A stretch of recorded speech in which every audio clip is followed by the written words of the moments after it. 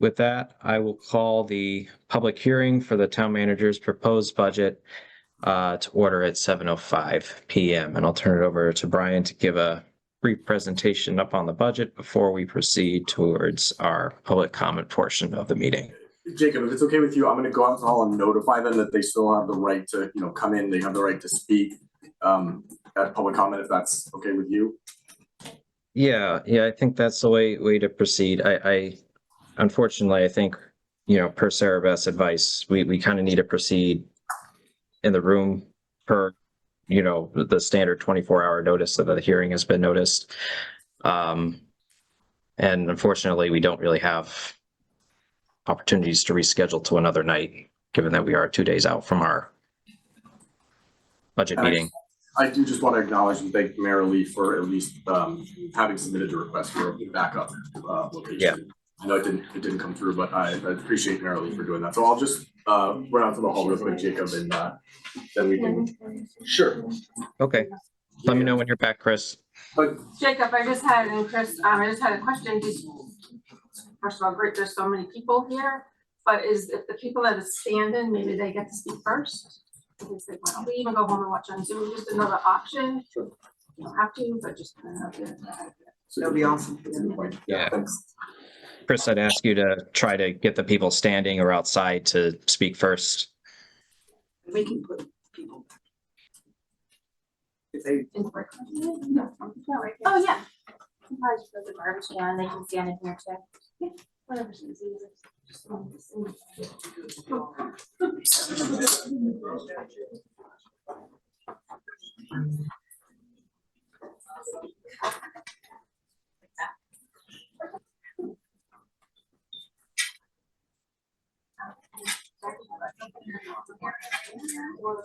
Yes, it's cool. I love it.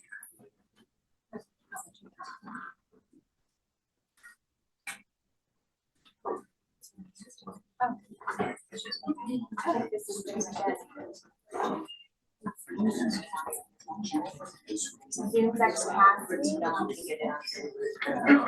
So we will. Brian, Zoom's at capacity. It's 100.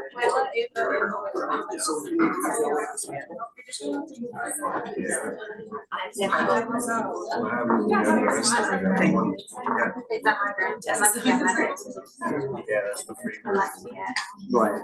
Yes, sir. Good to go. Zoom is at capacity, so.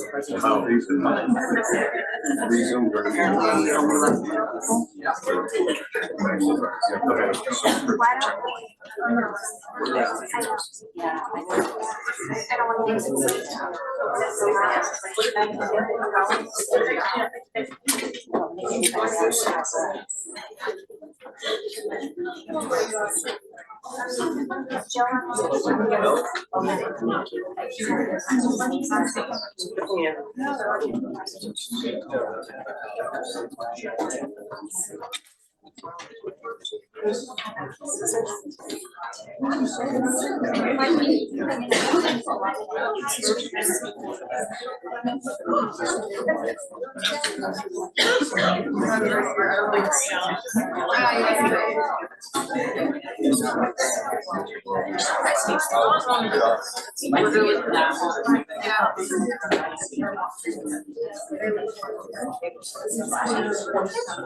Like, why don't I type this? Grab a laptop.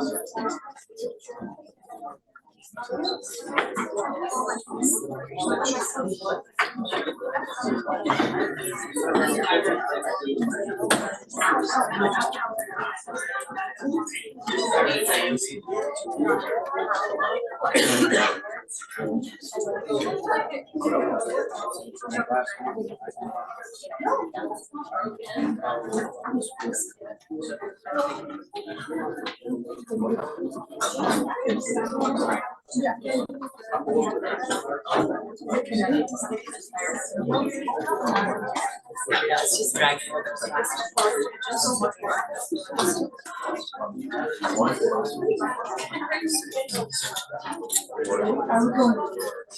Here we are.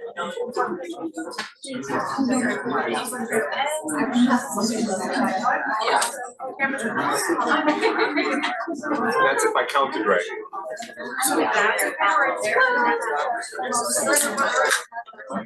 I'm gonna go with every resident that accepts this meeting.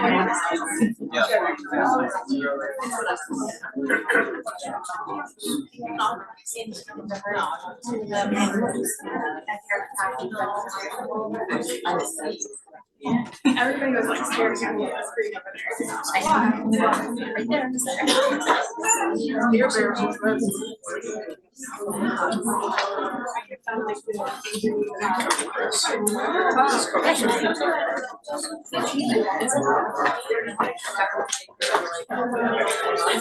Right there.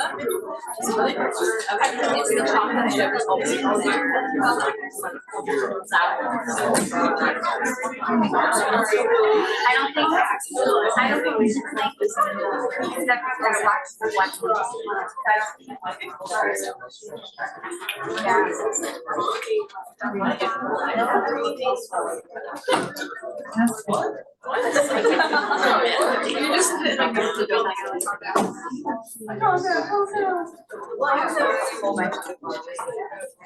How many, do you know? I can't. Yes, you should be able to, as long as you have those. You can. I don't think so. Wondered or impressive.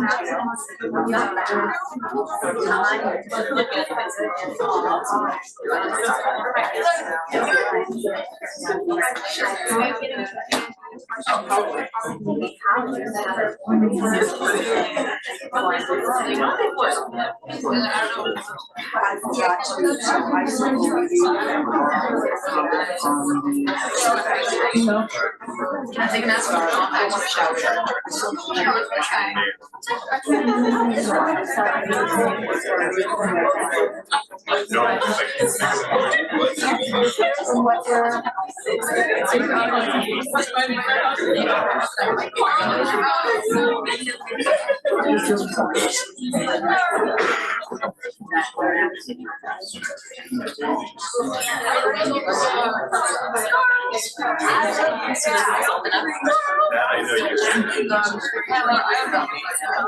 Well, I'm glad you looked at it. No, because right on chair, right? Wasn't a lot of everything else. This is part time.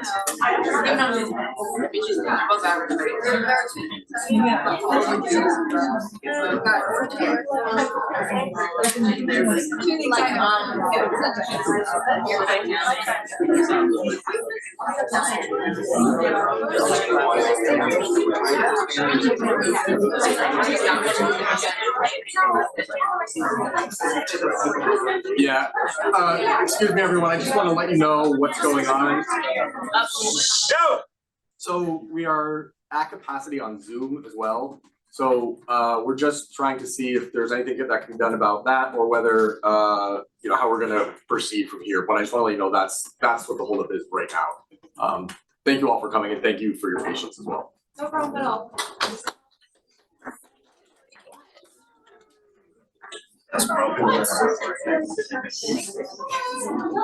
Anyway, we're not,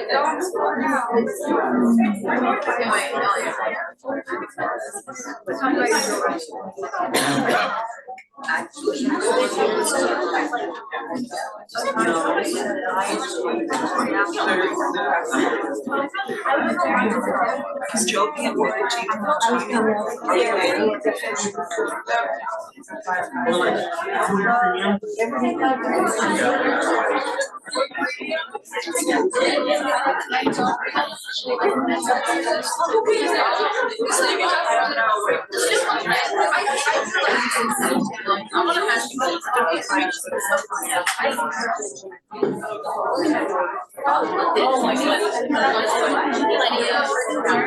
All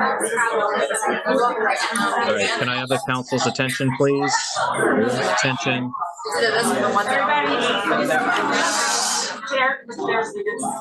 Okay, thank you. After consulting with Vice Chair Moran, we're going to proceed as scheduled with the public hearing. So with that, can we go to Town Manager Foley's public hearing presentation, and then we will open it up to public comment. Great. Thank you, Mr. Chair. Thank you, everybody. My name is Brian Foley, Town Manager, Town of Tolland.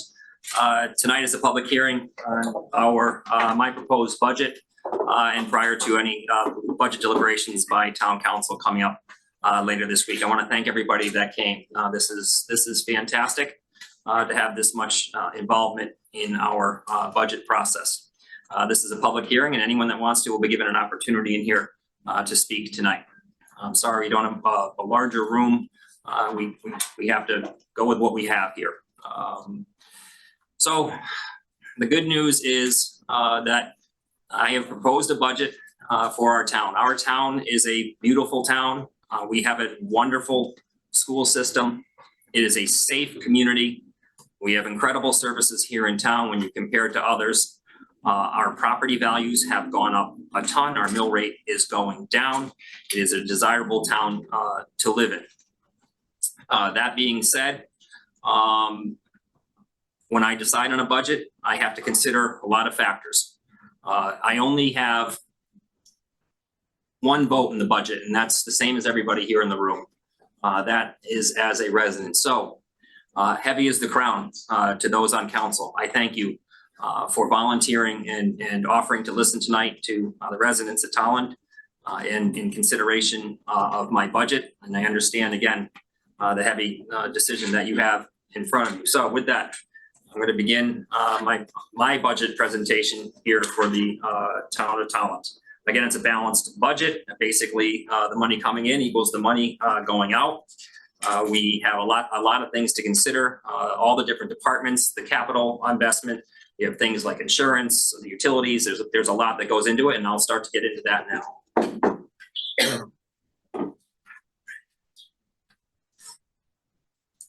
So this is the basics of the budget. In fiscal year 2026, the general fund is projected, the revenue is projected to be $65,596,488. That is the same that is expected to be of expenditures. When compared to fiscal year 2025, when compared to last year's budget, there's an increase of 3.03% when compared to last year's budget, the budget that I am proposing. That is an increase in the town operating budget by 2.8% or $392,226. I am proposing an increase in the Board of Ed budget of 2.99% or $1,311,493. I am proposing a capital improvement plan to increase by $226,829 with a proposed one-time expense to be offset by the unassigned fund balance. Currently, and this is a moving target, the proposed new mill rate will be 2.26, which reflects a decrease of just over 25% or 9.51 mils from last year's adopted mill rate of 3.77. This is all due to the reval, and we'll get more into the reval as we move through. This budget, my proposal includes our 5-year capital plan. I'll get into that to some degree as we move forward. I want to talk about the main sources of revenue. So where do we get the funding to pay for all the services, for education, for public safety of the staff, public works, everything? Obviously, the main source is our property taxes, and the beef of our property taxes are from homes, personal homes, as opposed to commercial. Property taxes are going to account for $52,767,987. That's an increase in property taxes of $1,710,951, or a 3.35 increase. Again, an increase of 1.7 million roughly.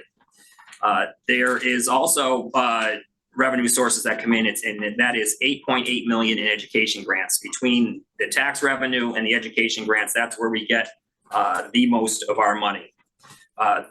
There will be a contribution from our municipal tax stabilization fund. I'm proposing of 300,000. That is the same as last year. That is the max amount that we can contribute from that fund. There is a contribution from fund balance of $527,000.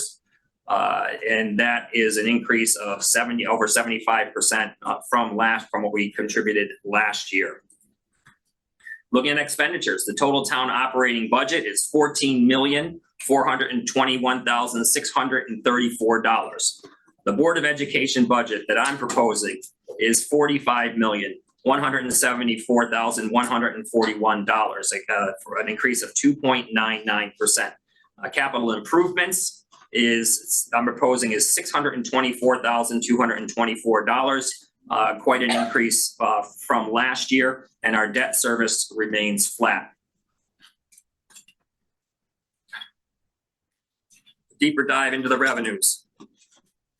Again, the proposed budget for fiscal year 25-26 is an increase of 3.03%, totaling $1,930,548 when compared to adopted budget fiscal year of last year's budget. The primary source, property taxes, that constitutes over 80% of our overall revenue. And as I said before, the second largest is our education grants. And in this chart, you can see where some of the revenues also come from. But again, the thief of it is education grants and taxes, and that's just fractions from the rest of them. Looking at the state in regards to the governor's proposed budget for the town of Tolland, it decreased by $248,000 compared to fiscal year 2025. That is estimated from funding from the state. Again, it's estimated, and there's some, we're not exactly sure as to what we're going to get from them, and that is also a moving target. Basically, our ECS, our education grant, is less almost $300,000. And after talking to our state delegate, we're hoping that we will get that $300,000 back. And if that's the case, we can look at the budget differently by adding $300,000 more in revenue. So this is a look at other non-tax revenues, the other non-tax revenue sources. Again, the big ones are the property taxes and the grants, but these are some of the smaller ones. You have non-education state and federal grants, our pilots, disability veterans grants, town preservation, and state municipal grants. That totals about $50,000. We have a robust license and permit and fees revenue coming in down into our Office of Planning and Building. This is our building permits, our town clerk fees, and the cannabis sales tax. We estimate the building permits to be about $80,000. And the cannabis around $40,000. Again, these are moving targets. I can tell you the start of the building season has begun. I spoke to our building inspector today, and he says it has been a robust start. We are estimating about $115,000 in revenue coming in from there. Charges for current services, that's largely out of our clerk's office based on projected trends, and we're looking at that being about $22,000 less than last year. And then interest and income and others around 100, so basically around 148,000 is the total that we're looking at for non-tax revenue. The state of Connecticut requires municipalities to conduct a town-wide revaluation every 5 years. We just had ours, as most of you are probably aware. I can go ahead and forewarn you that there will be another one in 5 years. This is not anything that we want to do here in the town.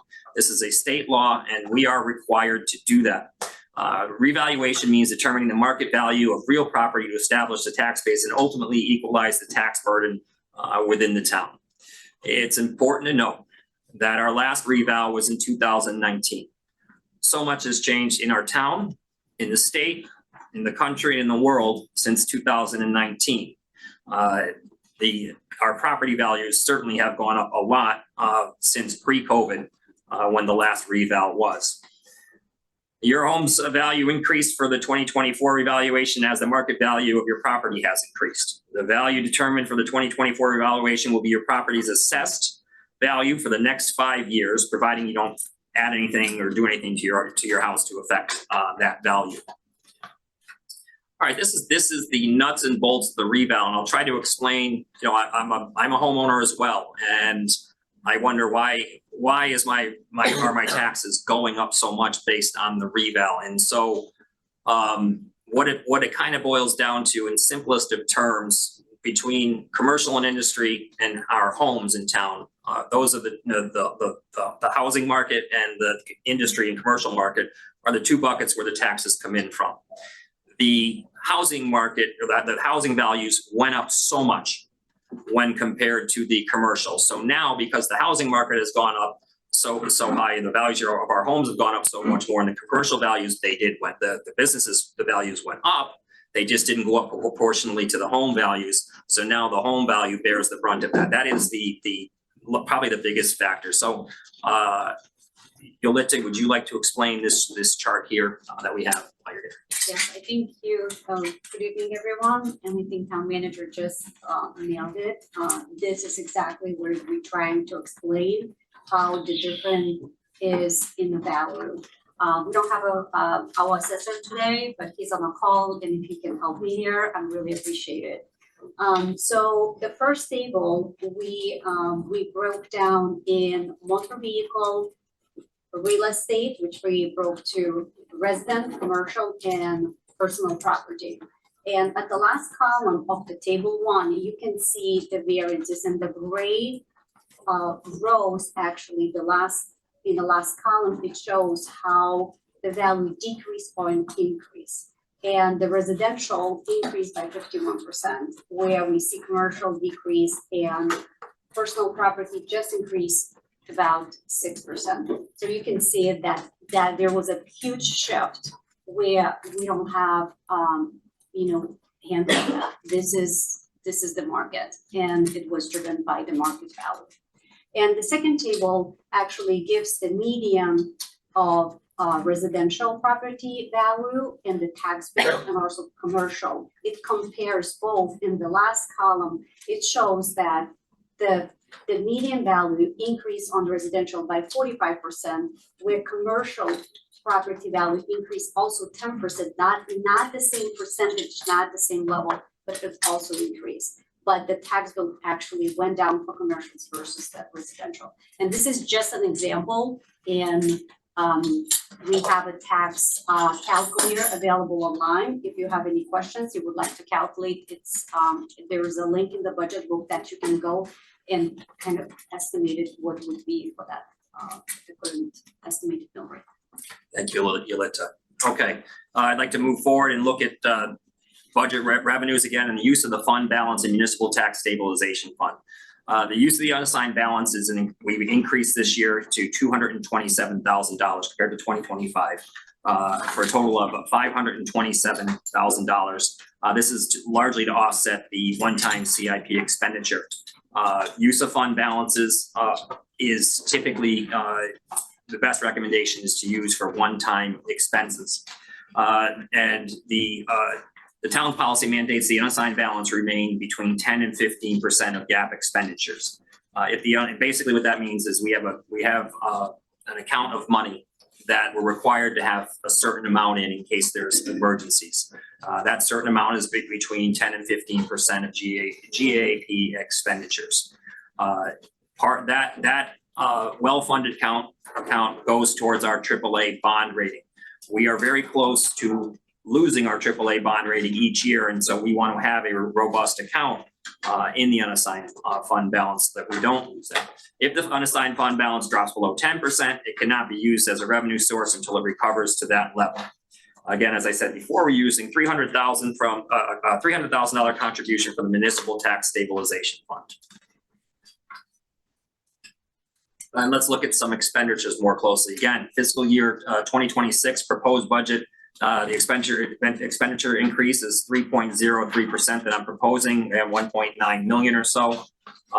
In dollar amounts, the total for the town, total operating budget is an increase of 392,000 for a 2.8% increase.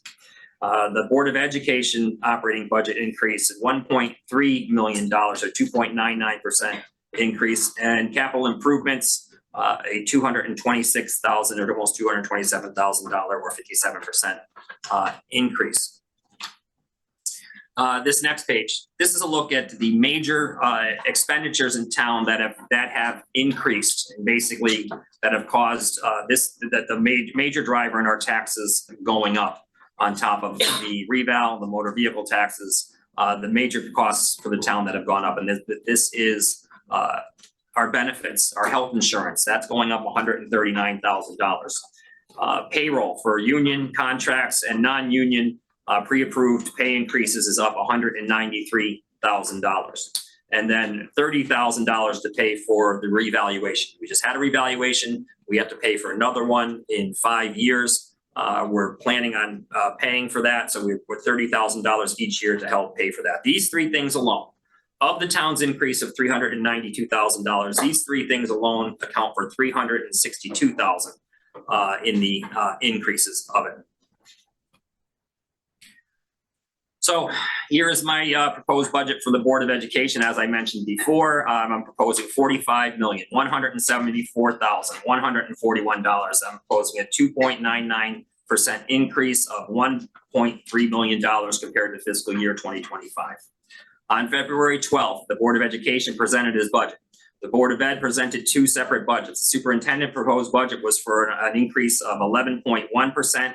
To $48,737,071. The Board of Education proposed budget was a 7.34 increase, or $47,082,385, a $1.3 million increase. Moving on to the capital budget.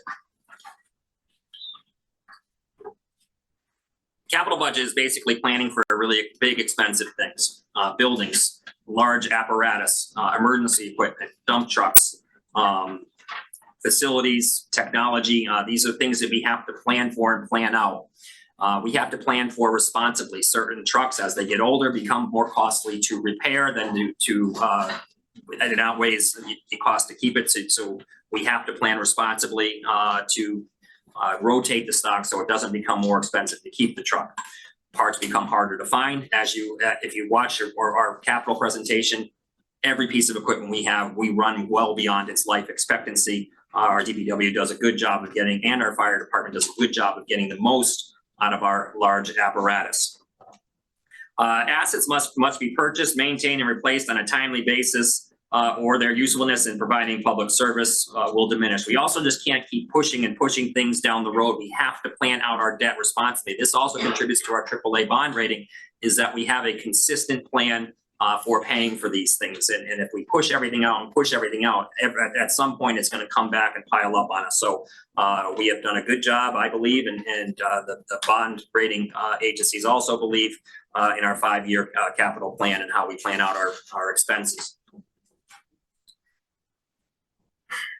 These are the funds that help pay for the capital improvements. When money comes into the town, we put them in different funds. The top two there, our general fund and the capital non-reoccurring funds are big ones. And then there's non-referendum notes. We just went for one for the paving. Last year we had a referendum. Those are really the big ones. The other ones are smaller.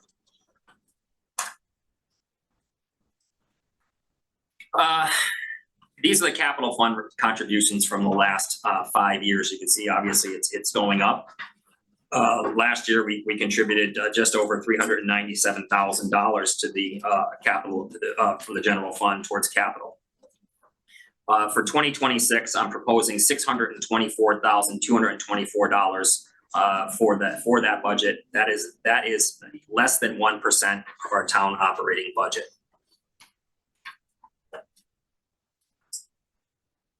We use the general fund to pay for some things in the capital budget. And we're going to kind of take a look at that now. The increase in the general fund over last year is approximately $227,000. Again, this is a planned increase and will be reduced in 2027 and moving on. So we have planned this out over 5 years. Thanks to council over the last 4 or 5 years, we have stuck to this plan. And the money will start going down after that as long as we continue to spend and plan responsibly. We plan on recommending a one-time general fund use of the unassigned fund balance to cover this increase in order to have a zero impact on the mill rate. town administration projects, so there's some town projects basically that we have to pay for, and that is our water pollution control, WPCA. That is our sewer system. We pay into that $134,000 or almost $135,000 every year out of our general fund, and that helps us pay for our sewer services to the town of Vernon, where they have a water treatment facility. We have a sewer system. We do not have a water treatment facility, so we pump our sewer systems to Vernon. And that costs money. There was a upgrade to the Vernon facility several years ago, and that was in the millions of dollars. Our portion of that was around 5%. We'll get into that down the road, and that's what this money is to pay for that. We have a fleet of town vehicles, 10 town vehicles and 3 Board of Education vehicles. We have to plan for repairs. We have to plan for replacement. So out of the general fund, we have $54,500 out of the town and $15,500 for the Board of Education vehicles. Some from the general fund for the Board of Education. This year we intend on spending in the capital budget coming out of the general fund. We plan on putting new seats in the TMS auditorium seating. That is $188,000. Those seats are very old. They were there when I went to high school in that building, and it's time for them. We can't find replacements anymore. District fire doors at $112,000 have to be replaced per our fire marshal and our superintendent. There's capital equipment projects totaling $68,000, and that is the light duty reserve. Again, for 2 of our 3 of our pickup trucks in DPW. We're also going to replace a Parks John Deere tractor at $55,000. Drainage, we proposed $50,000 out of the general fund for drainage construction and design. It's something we do every year, and that is for any drainage projects, catch basin projects around the town. Something could happen at any one of those, and we can blow through that pretty easily in one project. So we try to keep it as conservative as possible. We stay pretty much level around there. Moving back to the water pollution and control, the total that we pay to Vernon is $164,906 for our sewage services. The Tolland's 20-year share of the net project is estimated at $3,298,110, subject to some minor changes. That again, so we have annual payment. This is the 6th year of our debt payment. The annual payments for the following 14 years will be $164,906 each year, unless again there's some change in the debt structure. Tolland's share. Many towns use the Vernon water treatment facility to include Vernon, South Windsor, Bolton, Tolland. There might be others, I believe Manchester as well. Our share of the project to rebuild the water treatment facility was 5.63%. That's where that $3 million came from. Obviously, it was a large project to rebuild that. The general to get to that 164 again, as I mentioned before, 134,000 comes out of general fund, and then another 30,000 comes out of the capital non-reoccurring fund. We are continuing to phase in the burden of this general fund by using a portion of a lawsuit settlement that was deposited into CNRE several years ago.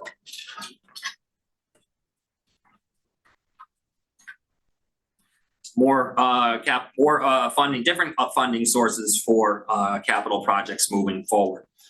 Some of the capital equipment, non-referendum debt of $582,055 for the roadside mower. That's the mower, or that's the tractor that has the arm that cuts down growth along the roadsides and the intersections.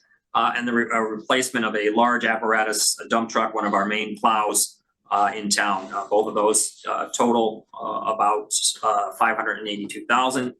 And then out of CNRE for $155,000, we have a wood chipper. The previous wood chipper we had was from 1994. It's becoming difficult to get parts on it and expensive for upkeep.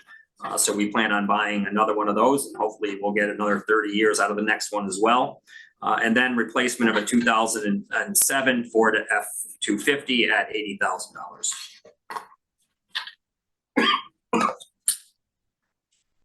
Public safety funding, the ambulance reserve funding for firefighter protective gear at $70,000. Obviously, they can't understate the importance of that. We're looking at doing a steel beam installation at Station 240 so that we can help fit some things so that the new apparatus that are in there and our firefighters can utilize the entire station a little bit better than what they can right now. And then a replacement of 2 trailers that Chief Lytle has requested as well for $70,000. That's all paid for out of the ambulance reserve fund. Parks and Recreation, we're looking to spend $595,000 of non-referendum debt funding. $565,000 of it will be for replacement of both our basketball courts, the basketball court at Crandall's and the basketball court at Herring Cove. Herring Cove is in such a state of disrepair, it's almost abandoned at this point. And the courts at Crandall's are well over 20 years old and time to be replaced. We are not doing it in concrete. We are doing them both in asphalt. There's some cost savings and makes the repairs a little bit easier for our staff and upkeep. CNRE funding, $30,000 to pay for the Tolland Middle School softball field renovation. When I got here, there was no plan to pay for the field upkeep. We have a lot of baseball fields, soccer fields, athletic fields all throughout the town. And it's kind of like it was being done on the whack-a-mole thing. When something popped up and needed to be replaced, we replaced it. I worked with DPW, the Recreation Board, Dr. Willett and his athletic staff to come up with a plan to upkeep all our athletic facilities. The first one that Dr. Willett recommended and we all concur is the softball field. So we look to spend $30,000 on the softball field at Tolland Middle School. And then over the next 20 years, we'll look at different fields. And that way there's no surprises and we have it reasonably and responsibly planned out moving forward. Looking at LoCIP funding for public facilities, the exterior cleaning and staining of our lodge. The lodge is a revenue generator for us. It has never been cleaned nor painted or stained as it is. So we look to do that with $52,000. We have an old oil tank sitting in the ground over at the senior center. The state of Connecticut would love for us to remove it. If we don't, it will start to cost us money. The state will start hitting us. So we'd like to get that out at a cost of $25,000 and then about $50,000 to start replacing some of the failing windows and doorways here in the Hicks building. We're looking at spending CNRE, again, capital non-referring funds, $49,000, basically $79,000 for IT, and then, I'm sorry, $49,000 for IT. And then, as I mentioned earlier, a portion of that will go towards the our sewer system. Public Works, a total of $70,000 in our TAR aid road grant. That's a grant we get every year. We use it for tree trimming and hazardous trees due to insect infestation around town. And then we just went to referendum in 2024 for $1.4 million to help keep up with our paving. We try to do 5 miles of road a year. We used to be able to do that with $1 million. We can't anymore. Obviously, the prices of everything has gone up and makes it difficult to do that. And then we look for LoCIP between LoCIP and the TAR grant, another $313 or almost $314,000 again to help pay for our upkeep of our town roads.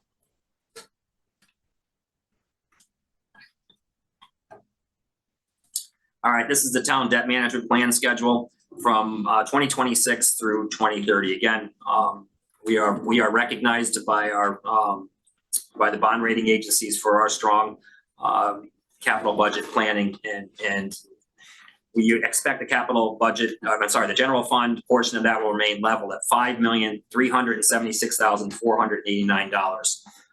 The negative amount listed below under amount to be paid from debt service and CNRE is the amount to be contributed to cover the total debt payments in that year. The debt management plan will allow for the budget to begin being reduced in fiscal year 26-27 to eventually get reduced to an amount determined by town council. The plan is to begin building capital reserves to fund future projects on a pay-as-you-go basis to avoid having debt. This will be done as debt falls off the books. This would allow for less dependence on issuing debt and moving forward for our capital needs. The positive amounts reflects the amounts that can be put towards future capital debt and capital needs in the chart below. All right, and lastly, these are some important dates. I'll add one in. Tomorrow night, there's a discussion with Board of Ed and Town Council that they will discuss the Board of Ed budget. On April 3rd, the council will deliberate and finalize their budget to go to referendum. On April 9th, we will advertise said budget. On April 16th and 17th, the town chair on the 16th will present the budget here. On the 17th, I believe I will be presenting it at the senior center as well. On May 6th, again, every year, the first Tuesday of May, and this year it's May 6th, is the annual budget referendum. And then, should the budget referendum pass, the town council will establish the mill rate on May 13th. Back to you, Mr. Chair. Thank you, Brian, for walking us through that. All right, at this time, I'll just say quickly for procedural purposes, I'll entertain a motion to open the public hearing. Once that motion passes, I will turn it over briefly to Councilor Udacek to give a summary of written correspondence that the council has received.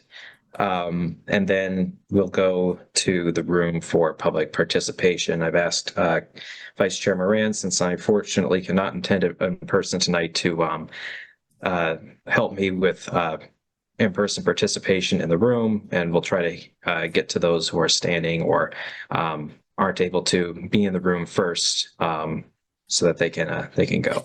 So with that, I'll entertain a motion to open the public hearing. Second. All right. Is there any discussion? All right, not hearing any, we'll do a roll call vote. Councilor Shea. I don't know if we can unmute Councilor Shea. Aye. Sorry about that. Aye. Thank you. Councilor Buckler, Aye. Councilor Noonan, Aye. Councilor Udacek, Aye. Councilor Moran, Aye. Councilor Beebe. Aye. I'm an aye as well, so the public hearing is open. I'll just turn it over to Councilor Udacek as discussed. Thank you, Chair. So first of all, I want to thank Sarah Beth Jefferson. She went through as part of her procedure of any emails we get. So we got a total of 78 emails as of 6:30 tonight. 4 letters that we got reevaluation, 1 letter depolarization, 4 letters joint meeting, 1 letter grand list, 1 letter FOIA request, 1 letter general government, 1 letter of funding suggestion, 61 61 letters of support of the Board of Education budget proposal, 4 letters do not support the BOE budget proposal, and 1 offer not on the registration list. Thank you, Councilor Udacek. Okay, with that, we'll go to public participation. Because it is cramped in the room, I'll have someone in the room go first. Councilor Moran, can you just help me with that? Sure. Yeah, if anyone's standing or anyone in the hall too, if they could speak first, or students as well, we'd ask to just try to work together on that. So, yeah, and just as a reminder, provide your name and address before you speak. So if you want to speak in the room, just come right up to the table right here. Yeah, sure. If you can project loud enough and you'd rather stay where you are, that's fine. Stay here. Hi, thank you, Wilson's Honor. Thank you for allowing us the opportunity to participate tonight. I recognize the pressure the town is currently under, and I understand that you will make the decision that best represents the community. With that being said, I believe it to be critical now more than ever to emphasize the necessity of extracurriculars, specifically those pertaining to business, in developing well-rounded and academically driven individuals here at Tolland High School. In a cutting-edge society where college applications and interviews are undeniably more competitive than 20 or even 10 years ago, I believe it is Tolland High School's responsibility to give each student a competitive edge. Nowadays, 4.0 GPAs have become the standard and AP classes are an expectation. So how can we, as active and dedicated students, possibly dream of separating ourselves from hundreds of thousands of other candidates? I believe the answer lies in our business extracurriculars. As members of DECA, we are not only taught information relevant to business field, but to every aspect of life. We learn presentation skills through our competitions, employability skills through our officer elections, and most importantly, how to utilize your potential and find your competitive edge. In every school, you can find extraordinary grades. In every school, you can find rigorous classwork. But every school does not produce a student well-equipped to thrive in the working world. I humbly request that you ask yourselves whether Tolland is prepared to accept that burden without the reinforcement of DECA and other business clubs. Thank you. Thank you. Great, thank you. Now we'll go back to someone online. I see Rebecca has her hand raised. Can we unmute Rebecca?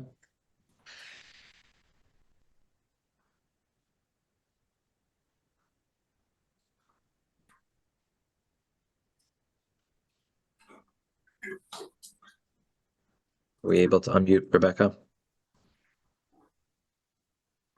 Try it. Right there. Just keep looking at that. I unmuted her. Okay.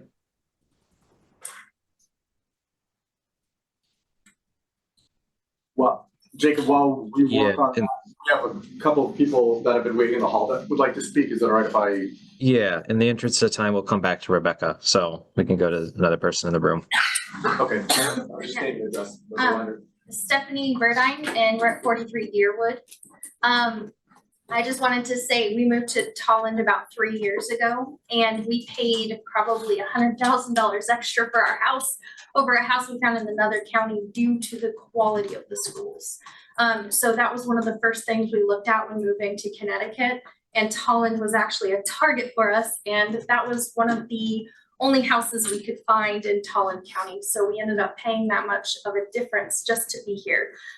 When the school ratings drop, people who are going to pay the taxes and people who want to buy the houses and spend the money here, they won't move here. They'll move to a better school district. And so we need to ensure that we're providing quality education for our students, but also so we're attracting new people into our communities, and continuing to build up Tolland to be one of the, in my opinion, one of the best counties you can live at in Connecticut.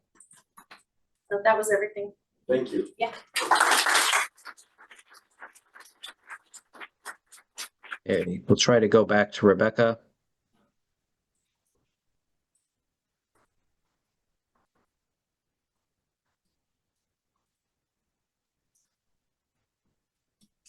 Still having trouble. I'll go to another person in the room. Yeah, we have another individual from the hall. Yep. Thank you for the opportunity to speak, town council and various town manager. So I'm Lansha Huang, 15 Mountainside.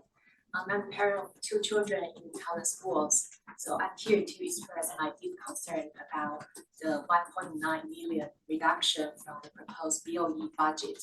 So if I understand correctly, the average BOE budget increase over the past 10 years has been 1.68% per year. So on the other hand, if I look into the website, the town overall budget increase rate is actually higher.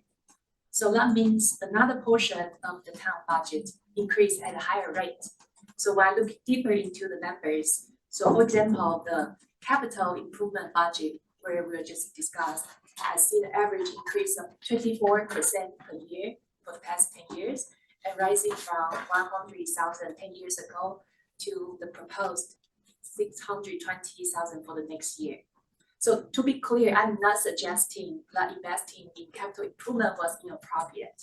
So I trust those individuals, our members who work really hard and their decisions are made with careful consideration and for the best interest of the town. But however, I'm just saying, looking at these raw numbers, it can be confusing or misleading. So similarly, I trust Dr. Willett and the Board of Education who proposed the budget must be after careful consideration as they feel necessary for the town schools. So while the proposed budget is an increase from last year, the proposed BOE budget was 7% increase from last year, but it should be seen as a necessary correction following the big cut of last year, and also a near 0% increase over the year 2017 to 2020. So we are all here for the best of the town. So if we see cracks or damages in the roads, we feel we have to fix it. It's a necessary expense. But poor school funding also causes harm. except the damages are to our children in town. And they are not always visible by the public or by the members. So, but it doesn't make those damages less real or less important. So I feel that your BOE budget needs to be fixed from the past damages. So I urge you as members to reinstate the original proposed BOE budget and to fix our schools. Thank you. Yeah, thank you. I'll give Rebecca another chance, and if still has trouble with audio, maybe she can just message us in the chat to let us know when she can get off mute. But Rebecca, I'll give you another chance.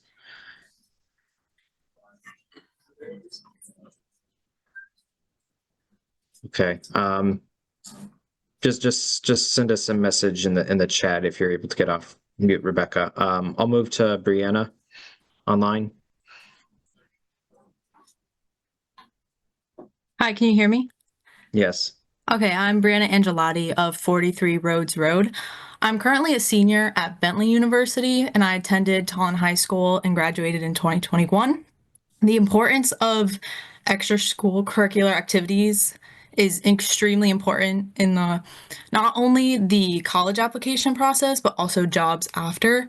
I also am an intern at Blue Cross Blue Shield Rhode Island, and the reason I got my internship is because of my extracurricular activities. I had no work experience, so the fact that I was able to get into Bentley and get into my internship was due to my extracurriculars and the fact that I excelled in them. And coming to Bentley, I realized how many kids go to private school and how many have opportunities that are beyond a public school's funding. But being able to have the extracurricular activities like DECA, the Student Managed Investment Fund were what got me into Bentley and what were able to give me scholarship to be able to go to Bentley at a reduced cost. So I urge the Board of Ed to rethink the budget cuts around extracurricular activities, because without them, our students are not going to be able to compete against other students who have way more opportunities than just what's provided in the classroom. Thank you. Thank you. We'll have another speaker up in the room. Just a reminder, in a public hearing, you can save applause and any other sort of reactions for another forum. All right, do we have someone else in the room who would like to speak? We do, Jacob. Okay. Yeah, first, I would like to, again, stipulate that you all have a hard job. You know, God bless you for volunteering. It's not easy, and I understand that. You know, and I was looking at this, and I'm retired. Sir, sorry to interrupt. Just name and address. My name's Tom Pellin. We live on Fall Joy Lane. Thank you. But I'm retired. My wife's retired. We have one more left in school. She's done in June. So I have no vested bias. But it comes down to options. I mean, a lot of passion you're seeing here is on the extracurriculars, and we always hear one side. The last 3 years that I've been retired, I've been poking around at budgets because I've got some experience in commercial with that.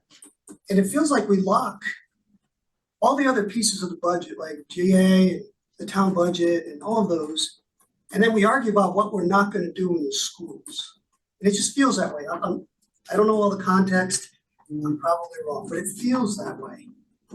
And, you know, the question I have is, what are the other options?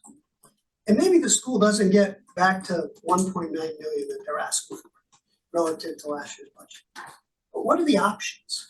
I did some quick math on the salaries, and this is going to be popular, but roughly 80 people employed by the town of Tolland. What if 10% of that doesn't, right, is a discussion point? That's 800,000 that could go towards extracurricular, right? We're going to expense some of this capital budget, so it won't be on the balance sheet. It's going to end up going to the bottom line. But if we don't expense it, what if we buy used? $350,000 for tractors and $80,000 for the pickup. And Town Manager Foley, I get it. I've run businesses. You can't bow wave these things out because you're going to pay for them at some point. But what are the options? And what is the visibility of those options? So as a voter and a taxpayer, you can kind of weigh, okay, I get it. Right? We can't take it from here because here's the things that won't happen in the town. And you weigh that against all of the information we're getting on the school budget. Right? Because we got a whole list of things that potentially could be cut. Yet we don't know what the other options are, and only you guys do. And maybe we don't need to know, but it'd be interesting for me as a voter when I go to vote yes or no on this budget. Is there visibility to other options that weren't discussed in any form that I'm aware of? And then longer term, I've been here 30 years with 3 kids through the school system, and I agree with all the sentiments. Our kids are doing great, and the school systems and the town itself has been a wonderful place to raise kids. But what is that future view of? It's like a rinse and repeat cycle right now. Every year, it's a 3% increase on the budget. That's what ultimately gets negotiated, plus or minus 0.2%. And then the taxes go up, and it flows through the taxpayers. But what is the long-term view? You know, when I saw that reval, and I get it, you know, my taxes went up as town manager only showed. But from a commercial perspective and a strategy perspective, it can't be every year for the next 20 years that the discussion is it's a 3% increase in taxes. Like, what's that broader strategy? So that we're not sitting in this room next year, the year after, the year after, debating what we need to cut, because we haven't done anything differently with respect to the mix in our town. And I get it, we don't want to have big boxes all over Tolland, but these things don't have to be mutually exclusive. You can get more revenue from commercial sources without changing the fabric of our town. And I know it's not easy, but again, as a voter, I don't have visibility to that either. So it's hard to say I'm going to vote yes to this budget or it'll get modified, because I would predict it's going to be voted down initially and then it'll come back again. But knowing that could just give me a better feeling as to what I'm actually voting for. Thank you. Thank you. Do we have anyone online who would like to speak? All right, seeing none, I'll go back to the room. Yeah, sure.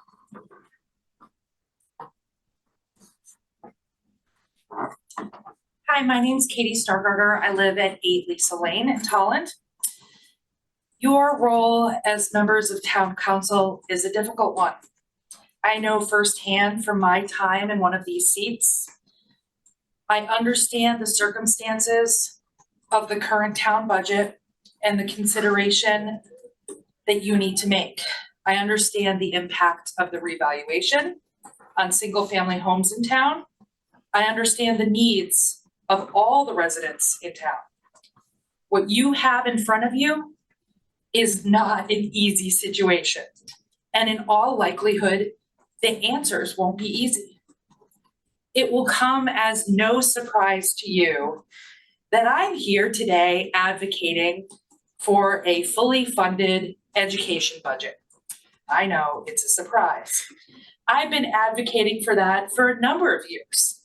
And unfortunately, I haven't seen a lot of success. What I have seen is resiliency in the children of our town. And I am wicked proud of you guys.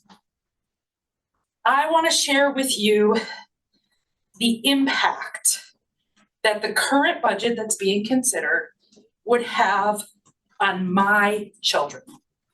I am a single mother of 3 kids. 2 of them are currently in the middle school and 1 is in high school. My high school child participates in after-school activities 3 to 5 days a week. None of these activities are sports.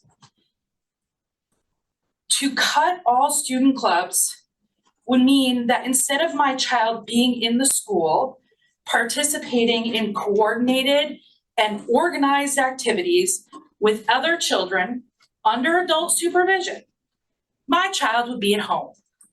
Some days, my kid would be home alone. I have to work, and I cannot be home every single day after school. That is the economic reality of my household. So my high school student would be home alone. My kid's a good kid. I trust my child. And while I sometimes leave my kid home alone unsupervised, I'm not sure if I'm very comfortable with the outlook of having my kid home alone and bored every single day. Instead of participating in activities like drama or ATS, instead of participating in Model UN or the GSA, my kid will be home, alone, and bored. It doesn't seem like a really good situation that will lead to tremendous success. One of my middle school children is very active in a number of after-school activities at Tolland Middle School. None of these activities are sports. Right now, one of my middle schoolers is participating in the school play. Because of the role that my child has in that play, they participate in after-school activities 4 days a week.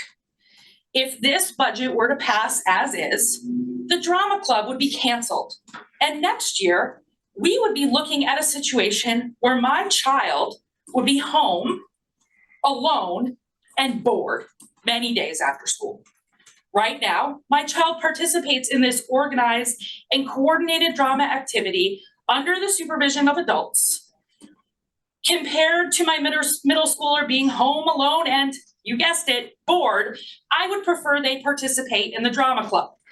This is the real impact of this budget on my household. I have 3 of Tolland's enrolled student population living with me, and I don't think I'm entirely unique. I think there are a lot of other children that participate in after-school clubs where they are in a safe, structured, supervised environment, interacting with other children in a productive way after school. You have in front of you a budget for your consideration that would end those activities. Please don't do that. Please don't do that. It's not good for my kids, and it's not good for a whole bunch of other kids too. So I know, the town council does not set how the Board of Ed spends their money. Believe me, I know. But you've already heard from the Board of Ed. You know what the Board of Ed plans to do and how they plan to run the schools with the budget that you are considering. You guys have that information. You have skin in the game. You, each one of you. Counselor Mari, Counselor Moran, Counselor Beebe, Counselor Udachek, Counselor Noonan, Counselor Buckler, Counselor Day. You have skin in this game. This budget sits in your hands, and you are responsible for the impact that this budget has on our kids. So I'll go back to where I started. You have a hard job. You have hard things to decide upon. I wish you the very best as you make your decisions. And I hope that whatever budget you put towards the community for consideration at referendum, that you can sleep at night with that decision. Best of luck. Thank you. Okay, we'll go online. I believe Ms. Meyer raised her hand first, so we'll go to her first. Can we unmute Ms. Meyer? Yep. Yeah, can you hear me? Yes, we can. Thank you. My name is Neva Meyer. I live at 14 Stevens Road. I am a parent of a special needs child, and I am also a college university professor. I understand what it takes to get to college, and I also understand the type of support needed for kids with special needs very, very acutely. I absolutely support the increased budget for the Board of Education and not the one in the town budget. So I can't stress enough how much funding for schools matters. And also, as one previous person stated, we moved to this town entirely because of the school system. If it continues to be underfunded, we will leave the town and move elsewhere. Thank you. Thank you. Thank you, Ms. Meyer. We'll go back to the room. Anyone in the room? Yes, sir. Hi, John Graney, 260 Grant Hill Road. A lot of people are talking about the support of the budget. I'm one of them, but I'd like to talk about the process. Last week's town council meeting, town councilor asked the town manager why he chose 2.99%. Town manager said he felt that it was a number that was more palatable to voters and had a better chance of passing. He also said, because I don't want to go through what we went through last year. 3 referendum votes is messy. 3 votes takes work, it takes time, and it takes money. But by the 3rd vote last year, 332 more voters had showed up. Residents got engaged, and we can argue whether the additional cuts or the increased engagement got it across the line, but we shouldn't discourage it.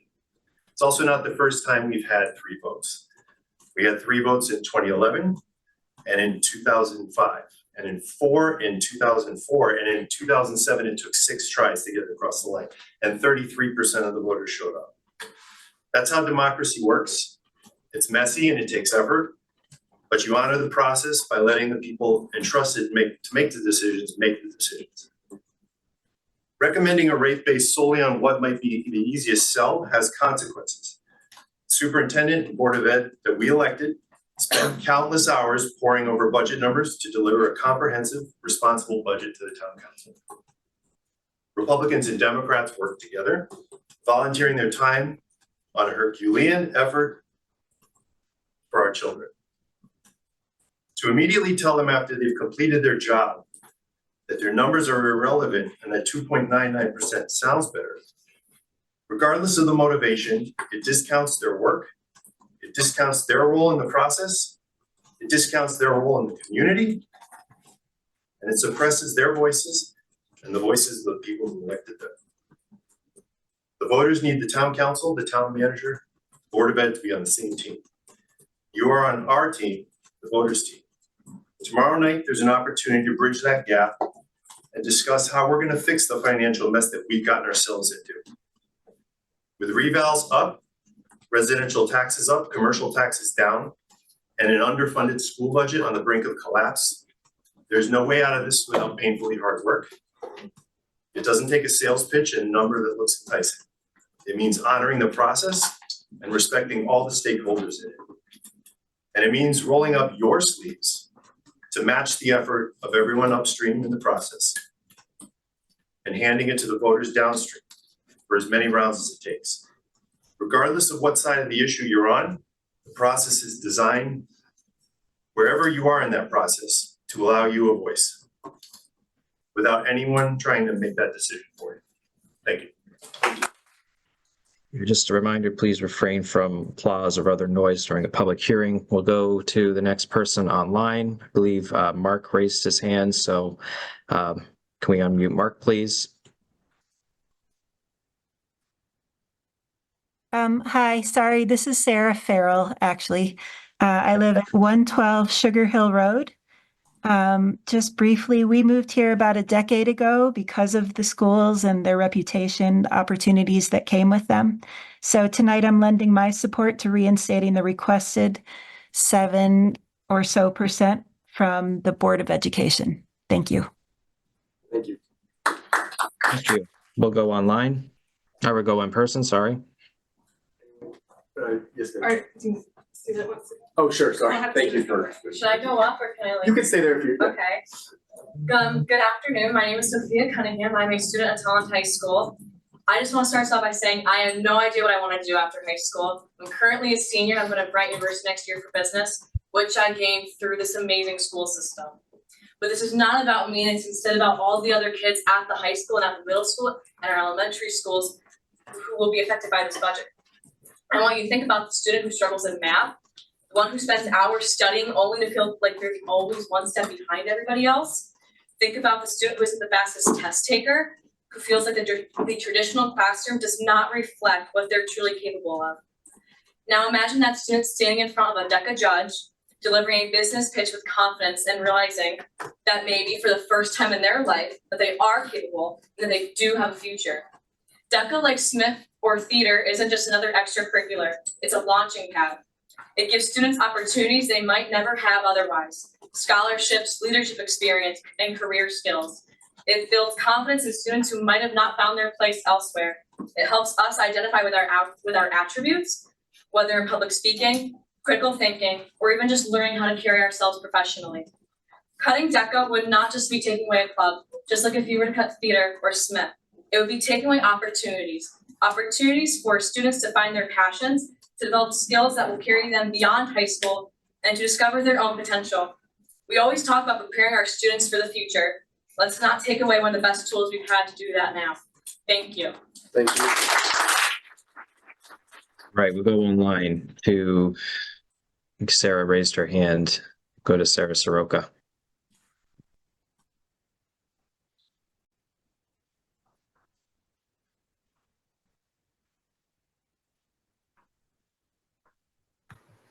Hi, everyone. My name is Sarah Soroka, and I live at 58 Mountain Laurel Drive.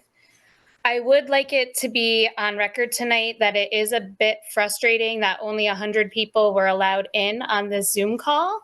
And I think that it should be known that there are several other residents whose voices are not able to be heard tonight and are still out there as residents that were planning on attending on this call and were not able to. It is a little bit of poor planning on TC's part and should be planned better for the future. I do understand that the current town budget that is being proposed. And as a teacher and a parent in Tolland, I will never stop fighting and advocating for education in this great town. I moved here over 10 years ago for the schools, and it is so important for me to continue to stand up and support the Board of Education, and that budget is just invaluable. Our children cannot afford any of the cuts that are being proposed. We need more. We need to stop cutting, and it is imperative that I stand up and continue to advocate. I do worry about the cuts and all the opportunities that are not being provided to students in Tolland that are being provided in other surrounding districts. Other districts are outperforming us, and we absolutely need to make sure that we are on par in Tolland with everyone else.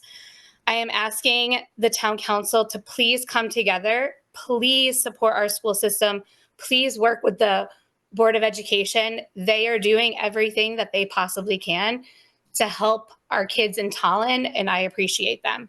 Thank you. Thank you. We'll go to the room next. Yes, to the back, yeah. Hi, I'm Colton Archambault. My address is 160 Anthony Road.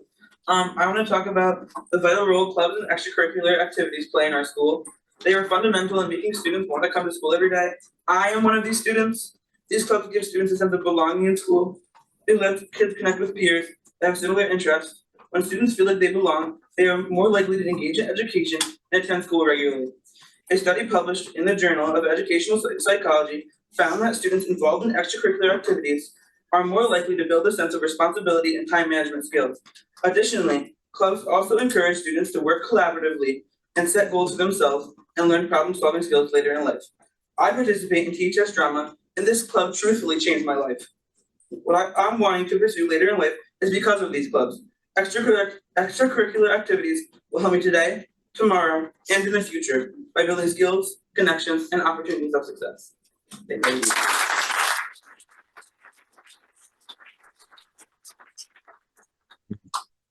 We'll go to Rebecca's iPhone.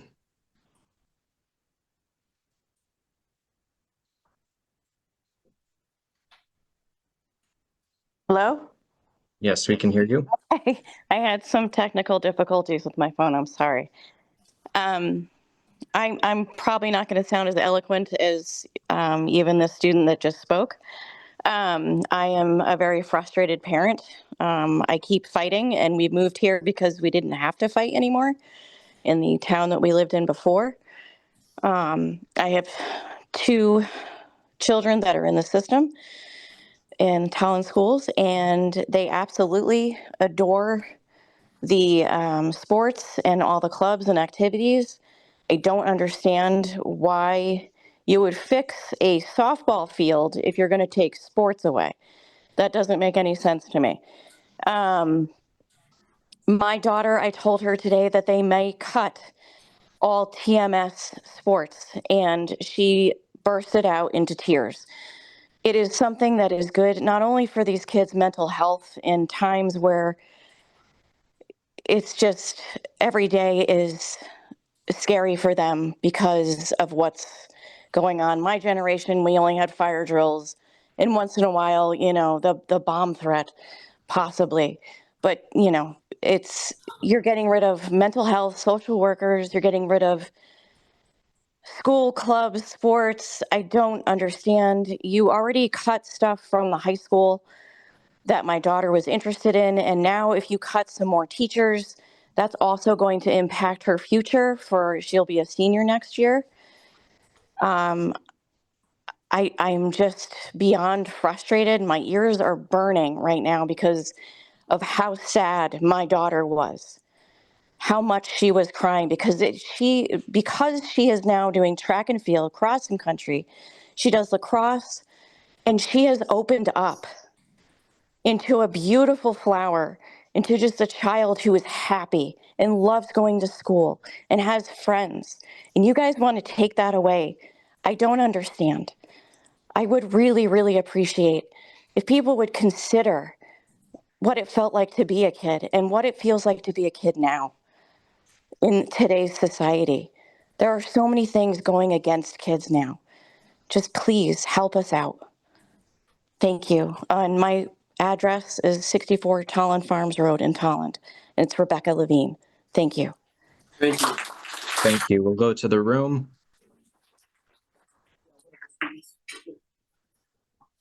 Sure. Yes. Okay. Thanks. I'll get Okay. Good evening. My name is Ella Fasiga, and I live at 151 Old Kent Road North. I am currently a sophomore at Tolland High School and a member of the theater program. My peers and I have gathered here to advocate for our school's clubs and to oppose their removal or restriction.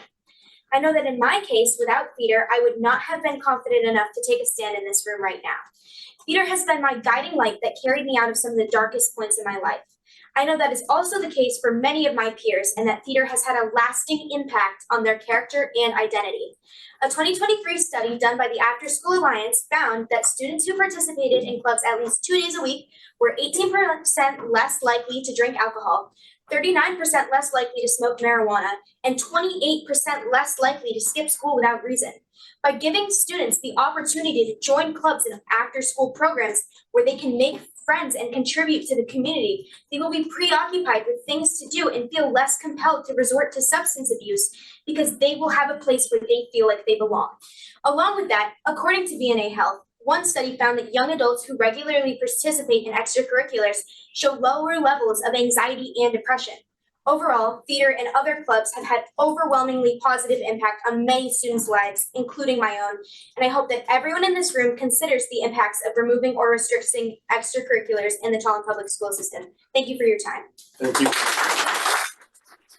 We will go to someone online. I think I saw Laura's hand first, so we'll go to Laura Casenti. Hi, can you hear me? Yes, we can. Awesome. All right. So my name is Laura Casenti. I live at 55 Hilltop Road, and I'm kind of struggling with social anxiety, so this is hard, but hopefully I won't glitch out on you guys. So I have some concerns with the current budget proposal. I would like to go back to the Board of Education proposal. So I am a mom. I am also a THS alum from 1993. I graduated at the top of my class, and I went to MIT. And my first day at MIT, it became apparent that the education I got here in Tolland was deficient compared to the other incoming classmates. And so I had some real misgivings about returning, but after my divorce, I needed some family help when I found myself a single mom with no support from my ex-husband. So I moved back here with some fears, but my 2 older children thrived. They are National Merit Scholars. One of them was salutatorian of his class and is at MIT right now. The other one's at UConn studying biomed. But my youngest daughter has some severe disabilities, and she has an IEP. And I am particularly concerned because we have been underfunding our school system for years. Paras are simply not paid enough. They are not paid competitive wages. And last year in my daughter's understaffed classroom, she fell, broke her nose, and ended up needing stitches. Children are being hurt right now in our classrooms. because we decided one year to give a 0% increase in the budget, and we have not made up for that shortfall. If we paid paras more competitive wages than when her para left mid-year last year, we might have been able to find someone to fill that slot. I'm also concerned because on a federal level, there was an illegal executive order dismantling the Department of Education, and they know it's illegal, so they're doing it sort of on the sly, skirting the system, and that may very well impact federal funding for our most vulnerable students in town, Title I students and students with IEPs. We don't know the full impact of that. Connecticut is a pretty strong state. There's feelings that we might be able to fully fund our education, but with also cuts to Social Security, healthcare, et cetera, we might not be able to make up for those shortcomings. What's going to happen to the students in our town if our town needs to make up for that budget shortfall? Do we have a plan in place? Do we have extra funding? I think we need to start thinking about it. A town in Ohio, I believe it was the 26th of March, decided they're no longer going to support students with IEPs. So these are very real prospects that people in our country are facing right now. And additionally, while property values did go up, they were up nationwide. And I sent a table with information to Town Council and Board of Ed showing that our property values did not go up the same percentage that they did on average throughout the country.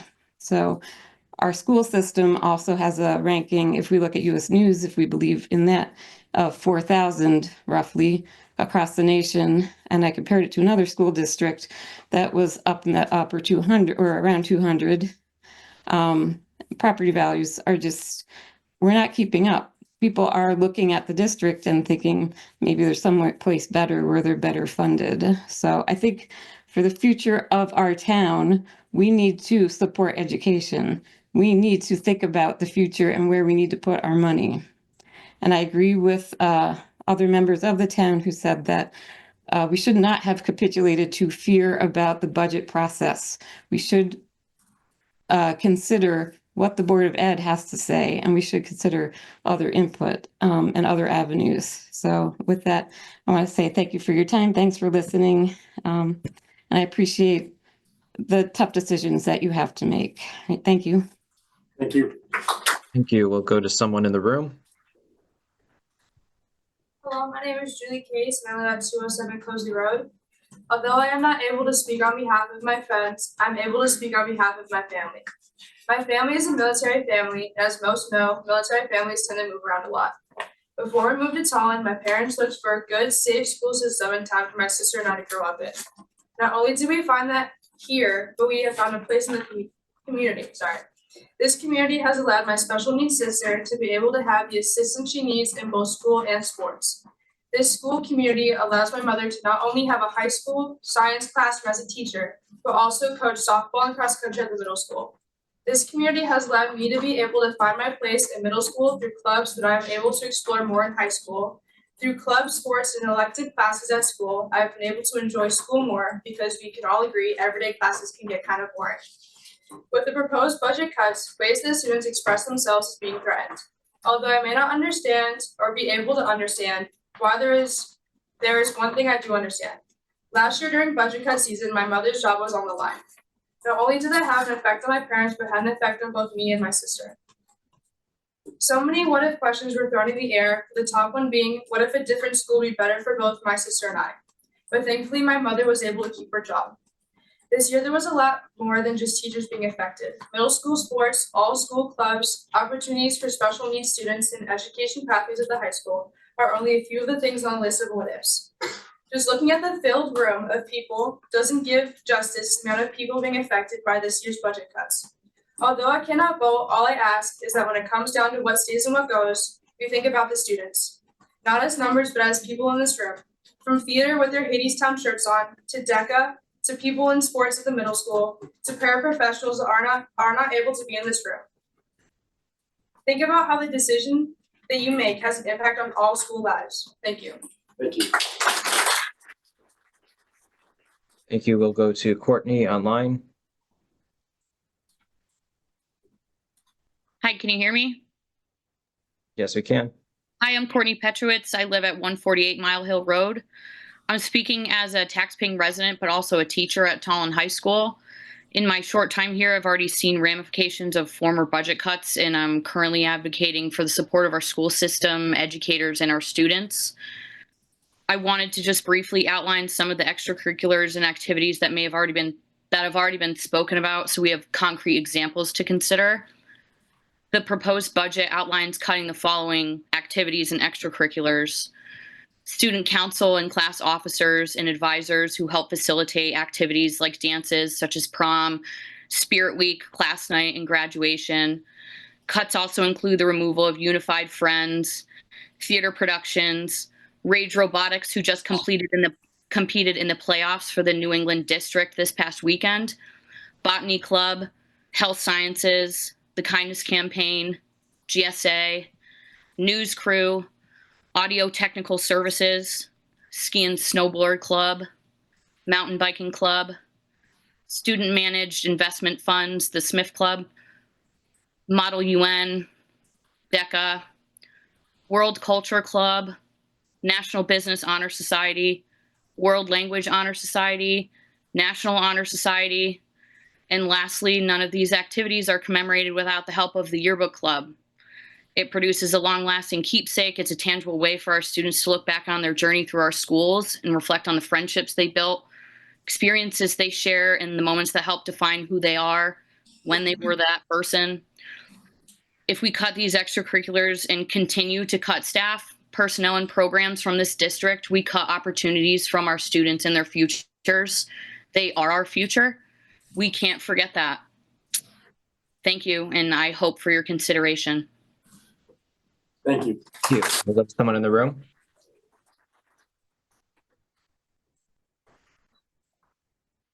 Hello, Katrin Henriksen, 192 Goose Lane. I've had 3 children in the Tolland Public Schools. My youngest is a senior. So as a retired person, I could say, well, we got ours, and I don't want my taxes to go up, but that is absolutely not my position.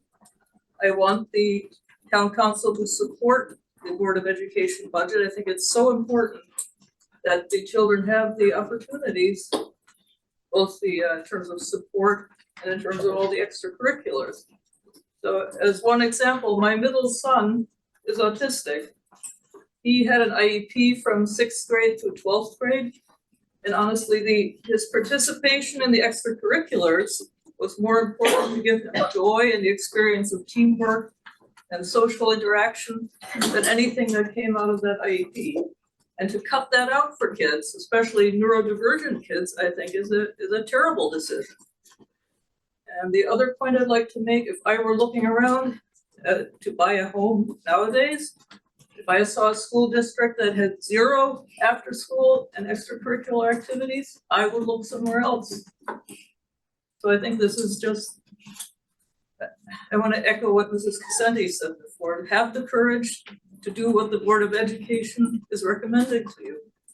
Give the taxpayers a chance to see what needs to be done to raise adequate funds and let us vote on that. That's my opinion.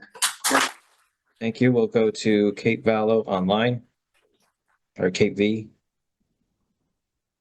You got it, Mr. Mari. Thank you so much. It's Kate Vallow, 80 Tolland Green. This evening, I'm speaking in favor of increasing funding to the Board of Education portion of the town budget. While I do understand that it is not the town council's purview to determine which elements of the BOE would be cut, it remains the responsibility of the town council to fully fund education and ensure that all town services remain strong. This evening, we're all hearing from articulate and passionate residents of all ages who are reminding us of the unique and powerful role that education plays in all of our lives. It draws people to our town, has the power to keep people here, and it is now at very serious risk. Collectively, you have the power to present residents with the opportunity to vote on a budget that fully funds high-quality education. Please let us have a voice at the polls by presenting us with a town budget that includes a minimum of 7% for the Board of Education. On another note, for the past couple of years, I've had the honor of coordinating a grant program designed to support enrichment activities for youth. The Tolland Alice Enrichment Partnership has provided subsidies for activity fees, gear, clothing, cleats, and other equipment to support Tolland youth's participation in a variety of enrichment activities. It is worth noting that the partnership is together with the Tolland Public Schools, as well as United Way. I wrote the very first grant and subsequent grants for this as one small way to support the mental health and overall wellness of the youth in our town. I ask that you take great care not to depend on a variety of grant programs to fund enrichment for our youth. It is not and will never be enough. Please keep the ways that we care for our youth in our community institutionalized by fully funding education, including all extracurriculars, clubs, sports, and enrichment activities. Please make a strong statement in the way that you proceed that lets our community know that you both care and commit to support our youth by listening to what your community is asking for right now. Give us a chance to vote on this, how many times it takes.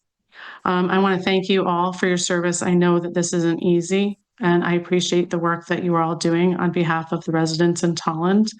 I hope that you will give us a chance to really fully be part of this process.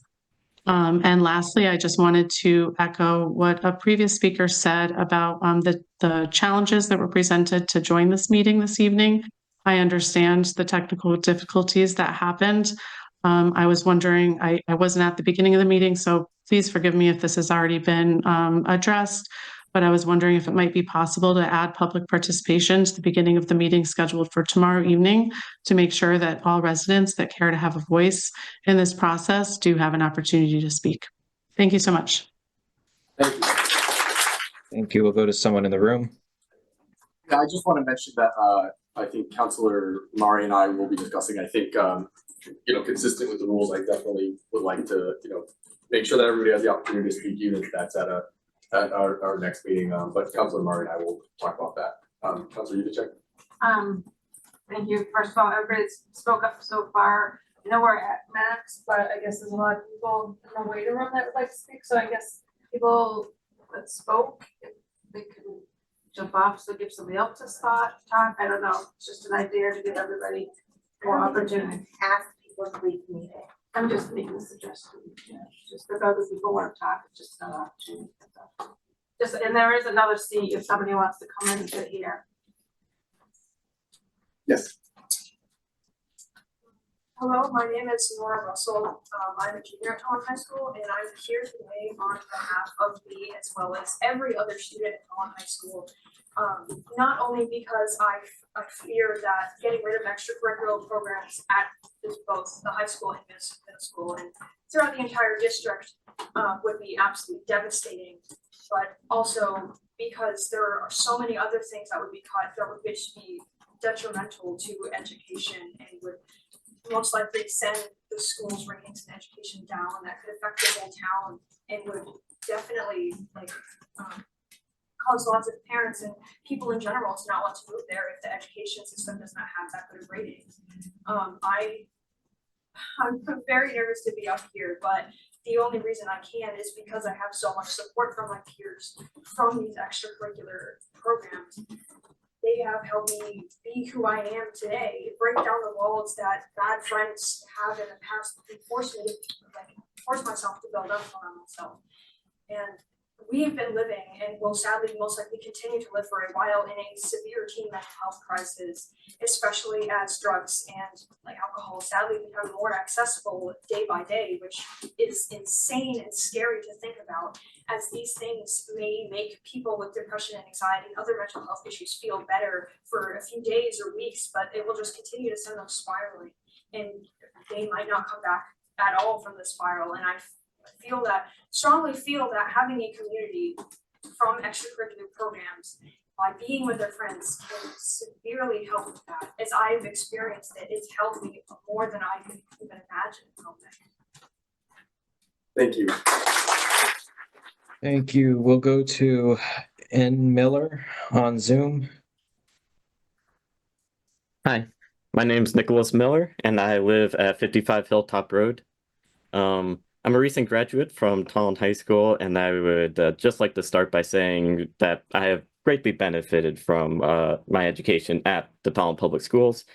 As mentioned by others, the extracurriculars offered to me had given me a great experience for work and in life. They had also given me a good community and friends and helped me build my social relationships with others. In addition, the courses offered by Tolland High School have also helped accelerate me through college. The AP and early college experience have given me credits for college. I think about 30 something, I don't know, during my high school career, which has saved me thousands of dollars and hundreds of hours of effort. I'm saying this just to demonstrate my personal experience with, how good our schools have been to me. I understand that costs are rising for Tolland's residents, and I recognize that many may not like any major increases in the education budget. Yet a decrease in the budget would also come with great costs to our challenged children. I also understand the town manager's concern about having a repeat of last year with several failed referendums and eventually leading to only a small increase in their school budget. But I disagree with the choice to concede in advance. What is the cost of rerunning the referendum, and is it worth the cost of underfunding the schools and of denying democracy to us? Give our schools another chance and give Tolland residents a chance to vote. I would also like to say I still have a sister in the school district. She has an IEP. She and her classmates deserve a good education and community. As stated by my mother a few speakers ago, cuts have impacted her classroom right now, and further cuts would remove her access to education, could further remove her access to education in her community. And finally, as I end my term in college, I will be considering where to live. Tolland is on that list, but the current constant underfunding of the schools in previous years have made me less and less likely to consider continuing to live here. If I ever have children, I would like them to have a good education, and I'm certain I'm not alone in this. So in conclusion, I would like to advocate for returning to the Board of Ed's proposed budget, please. Thank you. Thank you. Thank you. We'll go to the room. James Burdine, 43 Deerwood. As my wife stated previously, we moved here from Texas, which, their education, I think, ranks not even anywhere near the top 25 as far as states go. And I'm just deeply, hearing her list all of the extracurriculars and opportunities that are getting cut, including National Honor Society, is just, it's sad, beyond sad. I'm sick to my stomach to think that we are going to deny them not only opportunities to learn and have these experiences, like Nick Miller said, but that directly affects their ability to get scholarships. National Honor Society, these are financial incentives that are going to help these kids get into college, pay for good education, higher education, so they can get better jobs. Now, if we're here to just, push on minimum effort and let them just be minimum effort wage slaves to corporations for the rest of their lives, then yay, that's awesome. We've done our minimum due diligence to get them out the door and have them earn minimum wage. But I think we can all agree, regardless of whether we have kids in the system or not, we want better for the next generation than we had. I want better for your kids and your kids and your kids, not just my kids. I want all of them to have the opportunities that they need to succeed beyond, because it's getting more and more difficult. I graduated high school in the 90s, and frankly, without a bachelor's degree, I wouldn't get anything. At this point, bachelor's degree is practically garbage in the professional industry in technology where I work. You have to have almost a master's degree and then 10 years of experience plus 15 certifications. You don't have access to any of this without a proper education. It starts now. It starts in middle school. It starts in high school. The access and ability to get where they need to go starts now. We need to give them the velocity they need to leave the house and succeed with the trajectory towards awesomeness. Anyway, that's my piece. Thank you. We'll go online. I don't see any hands online, so we'll go back to the room for another speaker. Someone in the back, or you've been standing, sir. Go ahead. Sure. Hi. Real quick, my name is Todd Bryden. I live on 10 Zoe Place. Been here in Tolland for about 15 years. I've got 2 kids in high school, 1 kid in middle school. I want to speak on behalf of my family, as well as all the people who could not get into the Zoom call and actually had to drive here or couldn't drive here. So I'm actually relatively new. I just found out about the cuts that were happening in here. And so as an actuary, I was doing the math, and you probably know the budget better than I do, but I think what we're trying to trade off here is a couple $100 more per resident and versus investing in our future. And to me, I think somebody said before, this is a really tough decision. I don't think it is. I think we're asking to say, do we want to invest in our future and have our residents pay a few extra $100? Or are we going to do what we do in the business world, which is shrink our way to greatness? I really don't believe we can shrink our way to greatness. We cannot invest in our future and continue to try to constrain and expect to have a vibrant and thriving community. So I guess I would ask the town council, please go back to the budget. Please go back to the original Board of Ed funding request.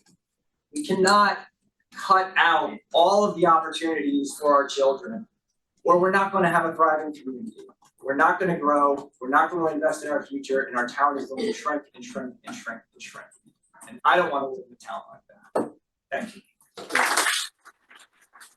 Okay, seeing nobody online still, we'll go to another person in the room. Hi, my name is Nico Bender. I live at 103 Goose Lane. I'm currently a senior at Tolland High School, and I'll be able to vote for the next referendum. I've gone through 6 years of extracurriculars, middle school and high school, obviously. Sports and theater. I didn't make the team. I wouldn't have half of my friends. I wouldn't have half the majority of my service members. I wouldn't be who I am currently. I am part of the theater department mainly, and it's done wonders for me. I wouldn't be here if I wasn't part of the theater. After the pandemic, obviously, youth socialization took a massive hit. And if we remove extracurriculars from all of our schools, where are they going to socialize? They're not going to all go to Crandall, because why would they go to Crandall? They could just go home. It would affect 10 to 18-year-olds because we're moving their sports. How are athletes supposed to go from Birch Grove to high school sports if there's no middle school sports? There's no pathway there. They lose out on years of experience and years of bonding with each other. School extracurriculars, just please keep our clubs. We need them. We need them as a community, and we need them to grow. Please leave our clubs alone. Thanks. Thank you. Right, we will go online to Jamie Davis.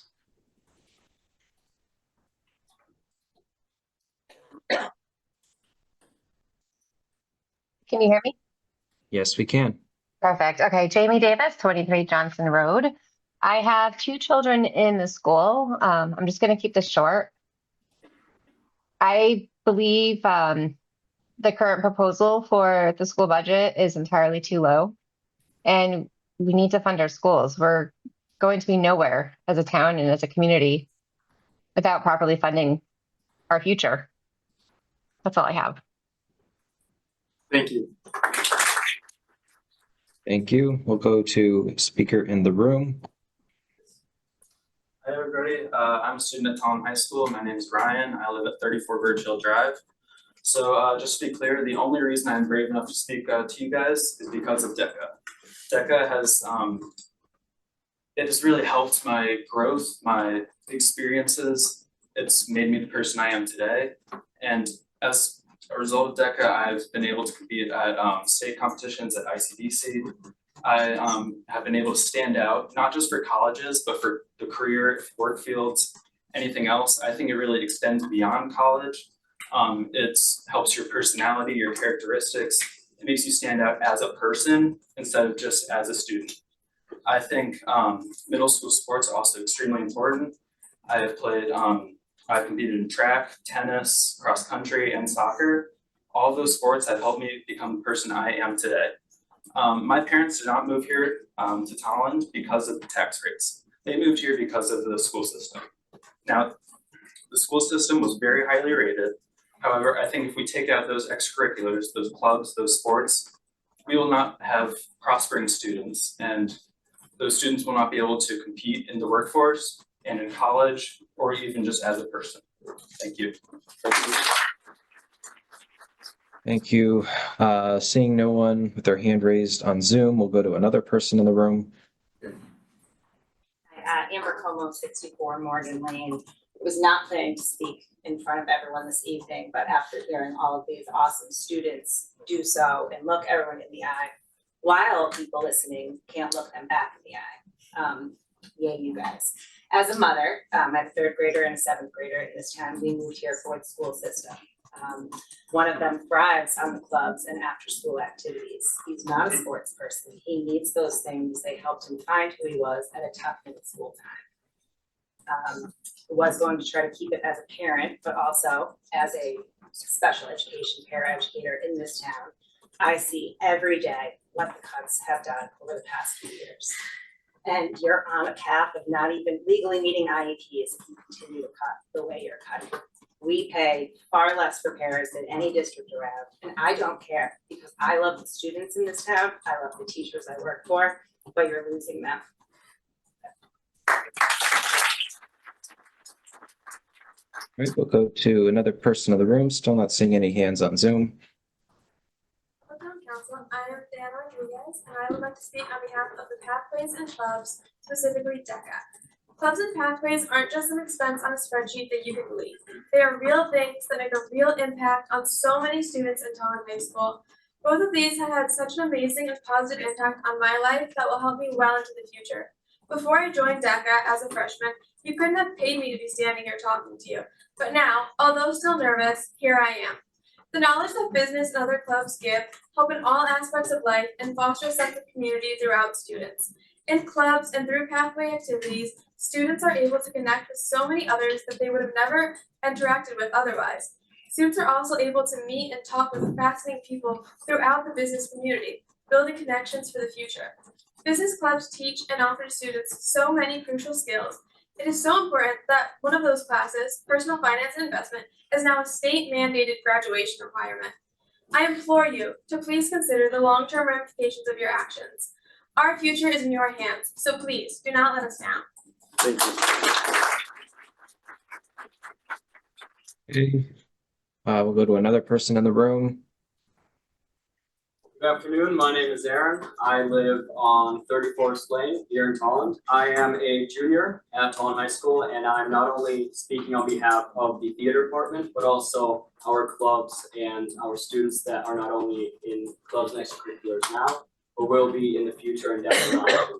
First of all, our extracurriculars, they teach life lessons and skills that classes on their own won't. And we can go into these extracurriculars learning about our passions and what we want to do. We can really find what we are meant to be and how we can carry ourselves in the future and in the workforce. And no extracurriculars would mean that we as students aren't prepared for our future. And the kids and the people that are capable and will one day run the country won't have that.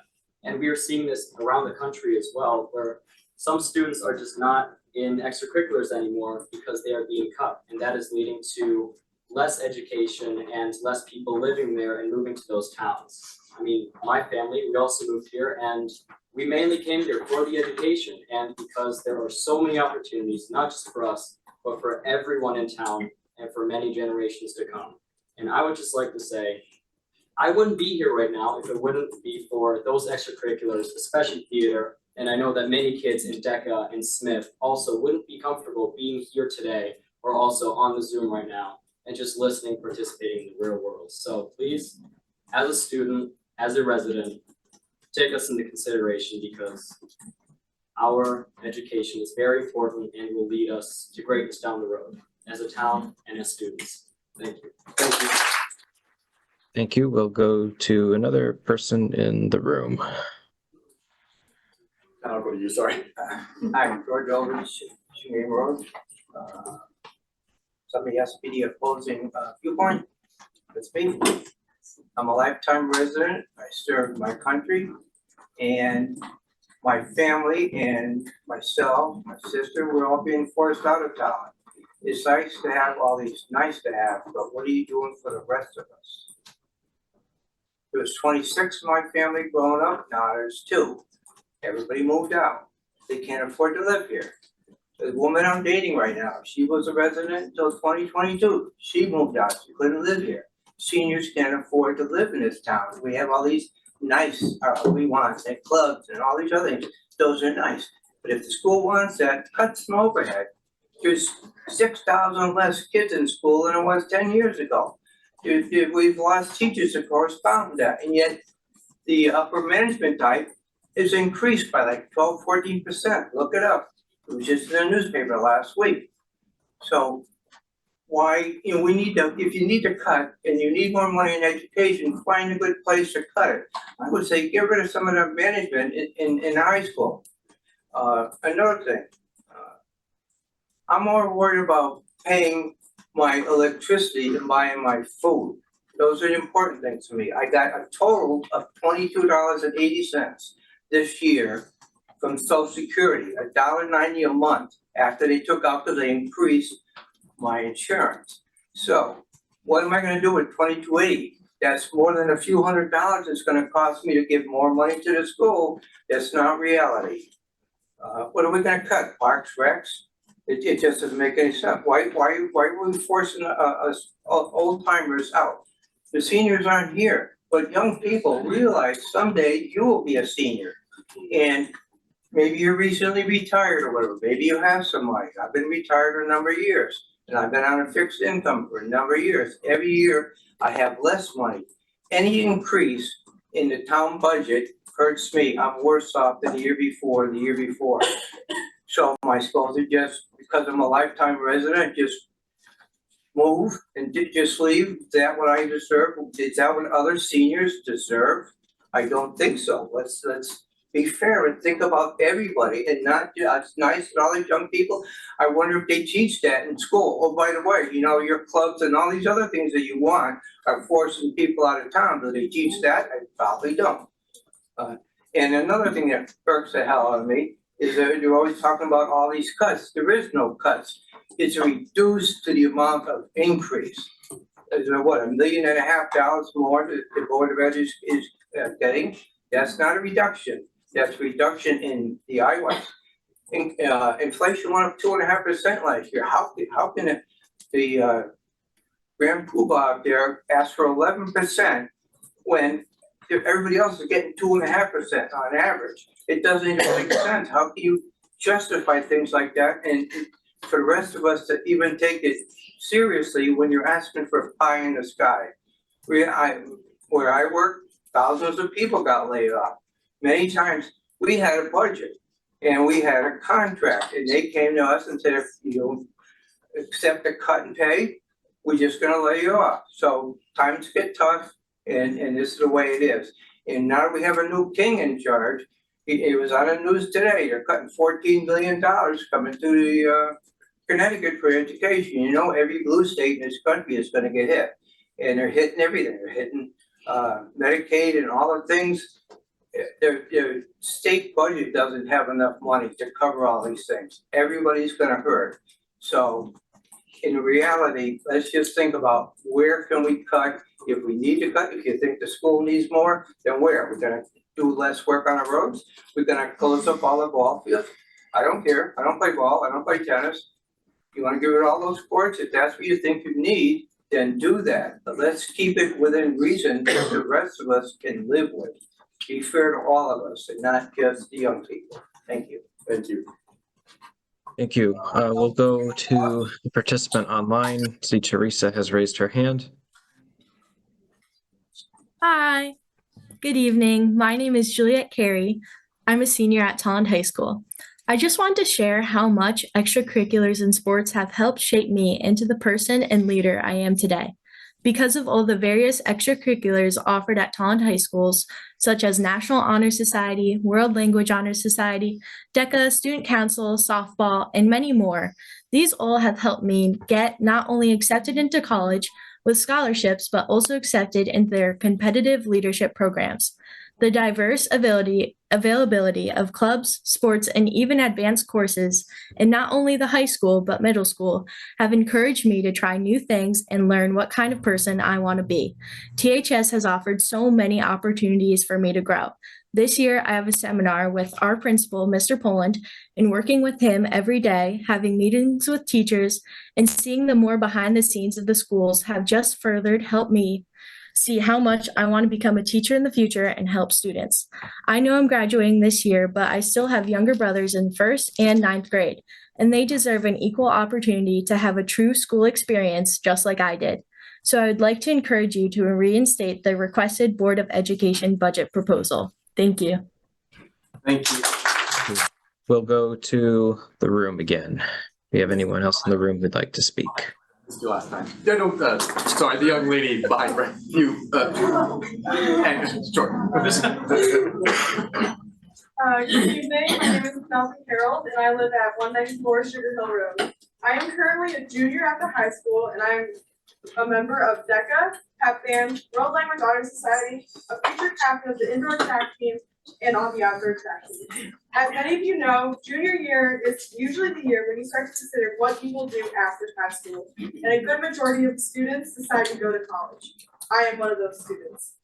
Competitive colleges don't look at just your academics. They also look at what you do outside of school hours. They look for students who are well-rounded, participate in leadership opportunities, and engage in their community.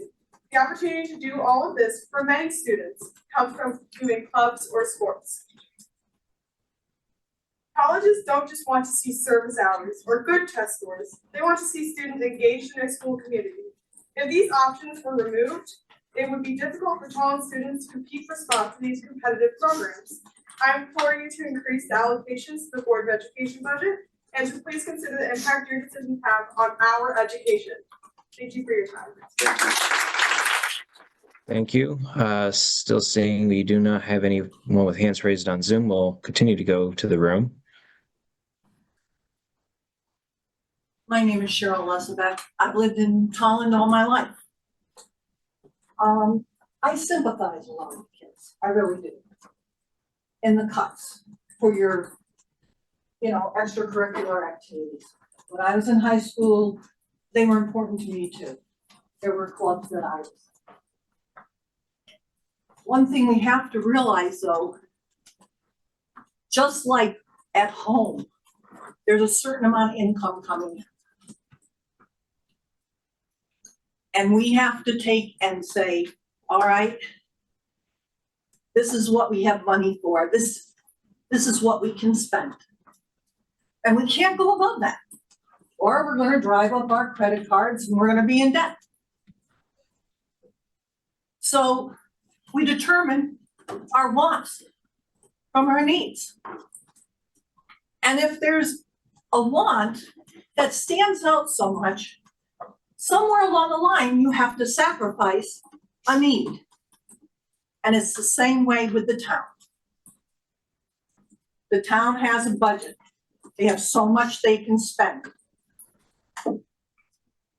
It has to be figured out where a cut can be made. Because if you go too high, you're asking other people to put in more money maybe than they have. It becomes hard for some people. And like George said, it forces them out. In your budget, there are other expenditures. If you can find a way to cut some of those without it affecting too much of what needs to be done in the town, roads, important. Upkeep in buildings, important. Paying the teachers, important. But livelihood of the people that are here, we're not all making a big amount of money. We're not all making $100,000 a year or even $70,000 a year. We're living on $30-something thousand a year from money that we had put in 401ks, what we're getting from Social Security. And a lot of us didn't have pensions either. So we've got to do what we need to do to keep our budget. And I'm asking the town to do the same. I'm not saying education isn't important at all. It is. My son and my other two kids went through Tolland School. And I went through Tolland School. We didn't have a high school then. Went to Rockville. It gave us a good education. We went on from there. I headed a lab at Rockville. My son is one of the executives for ING. We've done well. But still, with the cost and the way the economy is, we have to budget. And we have to live within that budget. And I'm just asking people to take that consideration. Thank you. Thank you. Looks like we have someone on Zoom. We'll go to Michelle.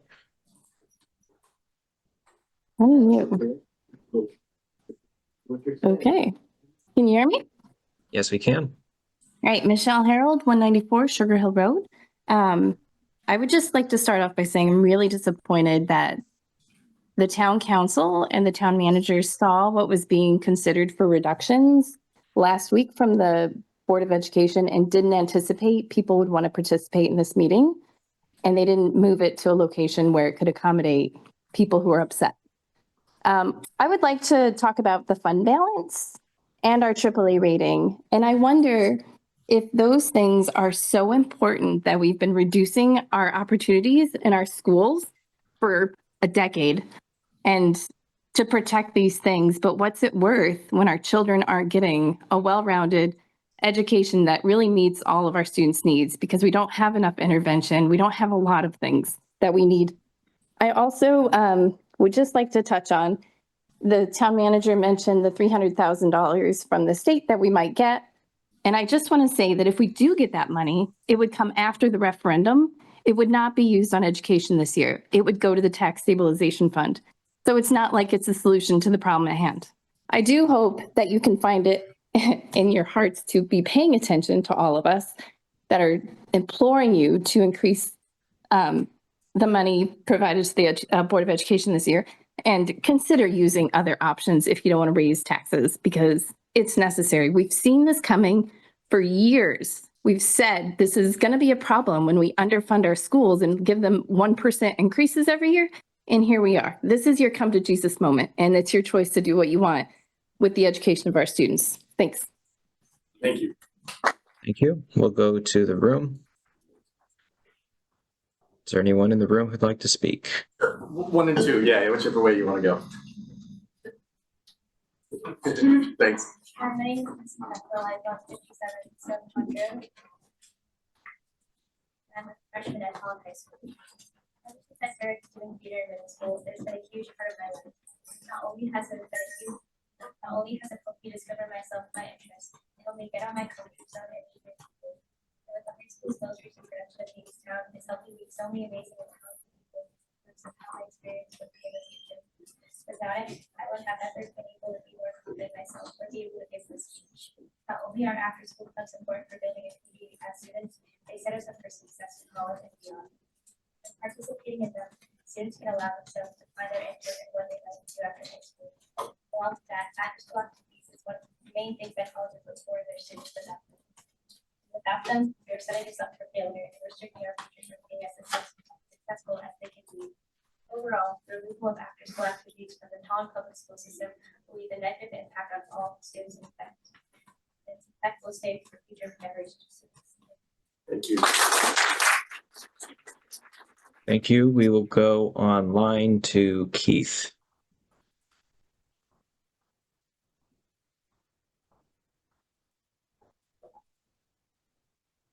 Hello. Yep, we can hear you. Hi, how you doing?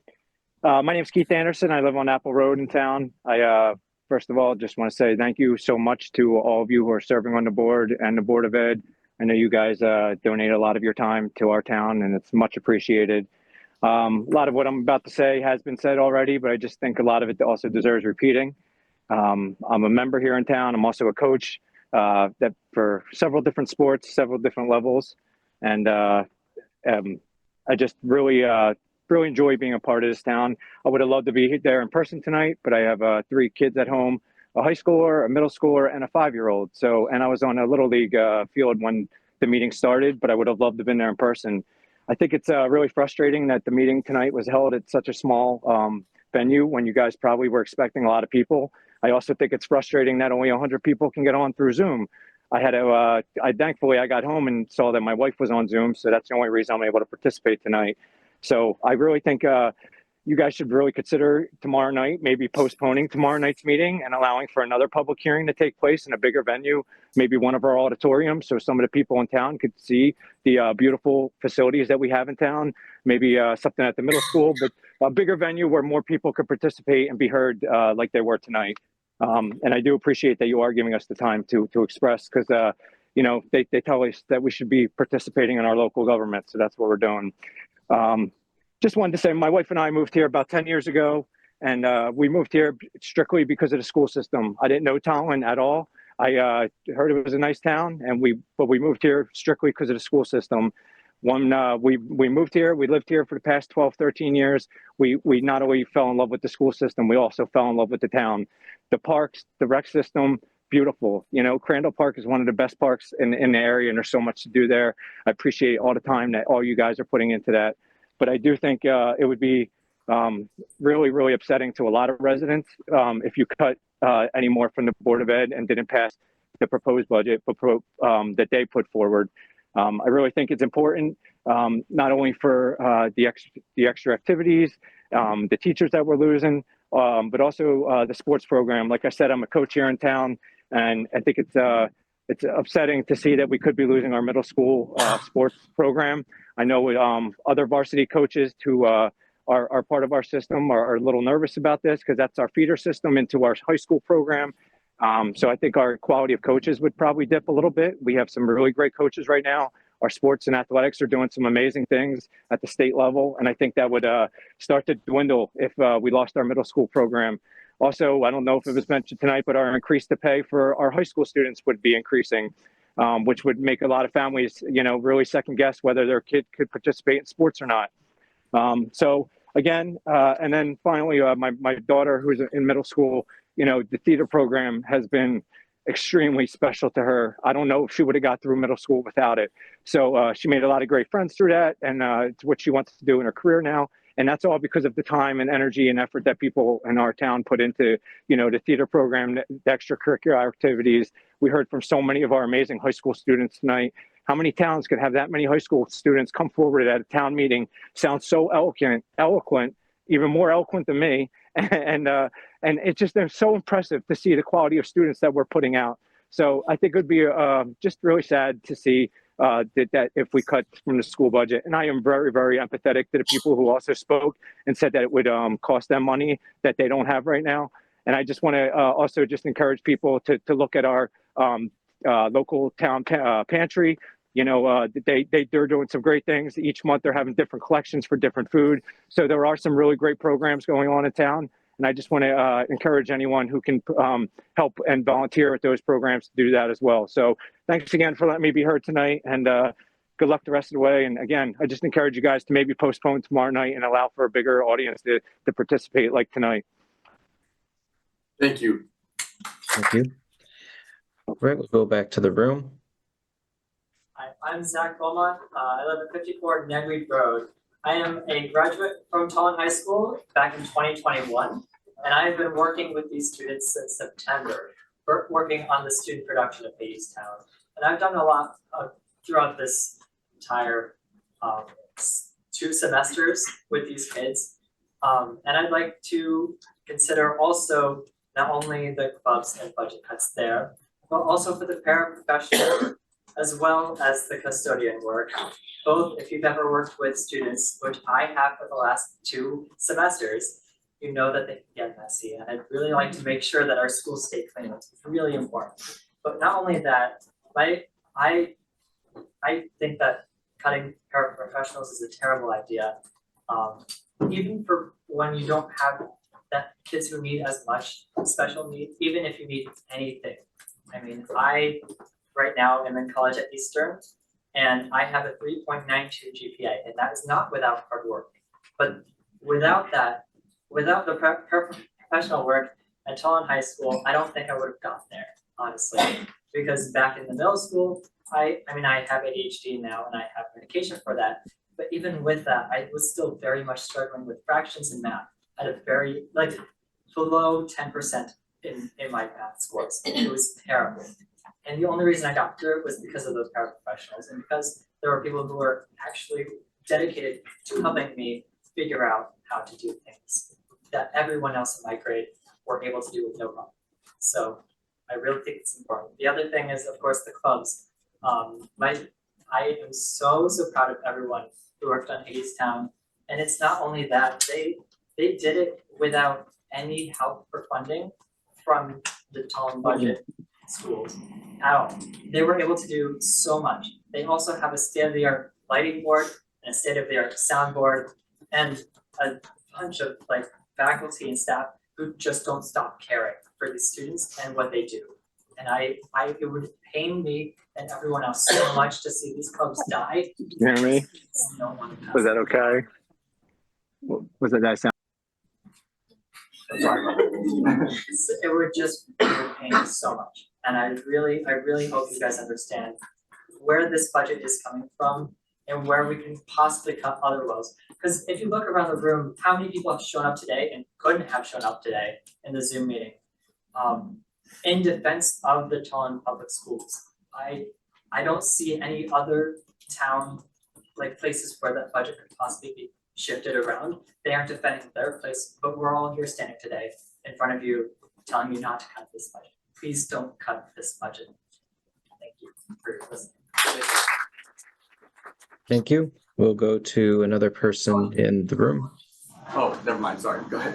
Sorry to the young lady, yeah. Hi, my name is Tia Carpino Ortiz. I live on 84 Lakeview Heights, and I came here not in the position of wanting to speak at all. I kind of just figured out this meeting was happening a couple of days ago and like was not mentally or physically prepared to be here.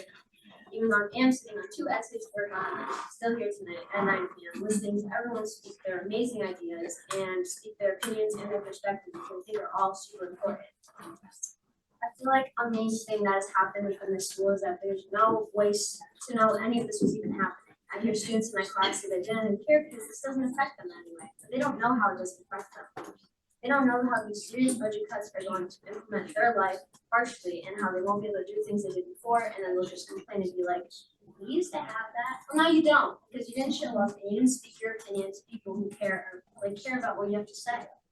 I'm so proud of all my students here who came in support of their own clubs and their own attributes to speak up and say how they felt and hold their own opinions. And I feel like we're all very respectful here. We respect our elders, our teachers, our boards. Every person in the world is fully respected and cared about. And we stand here just wanting change for our futures and for everyone else's future. We don't know how people live, and we come here to say how they live so we can all learn to be better.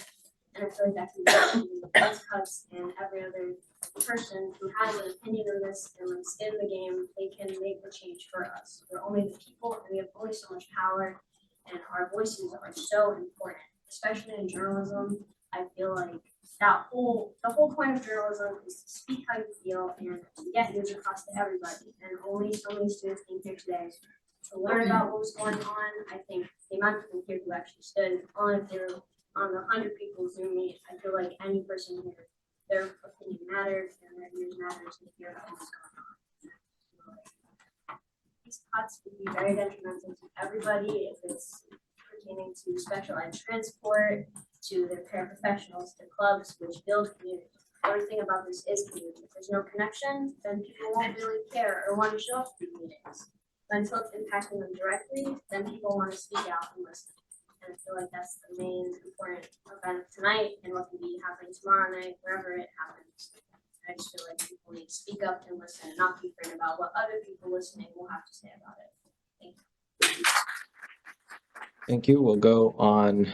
We've got a hand on Zoom, Claudette Morehouse. Hello, everybody. Claudette Morehouse, 89 Merlot Way, Tolland. I'd like to thank George and the lady next to him for speaking up on behalf of the forgotten population of the seniors on fixed income and other struggling families in town. If Tolland needs all this money in taxes to support the education, then I strongly ask that seniors on fixed incomes get a tax break, not the Ordinance 60. That is kind of a joke. Half the people can't qualify, and those that do, everything is added up and collected when your house is transferred with interest. I just wish that you come up with a plan for those who have supported the schools but can't no longer.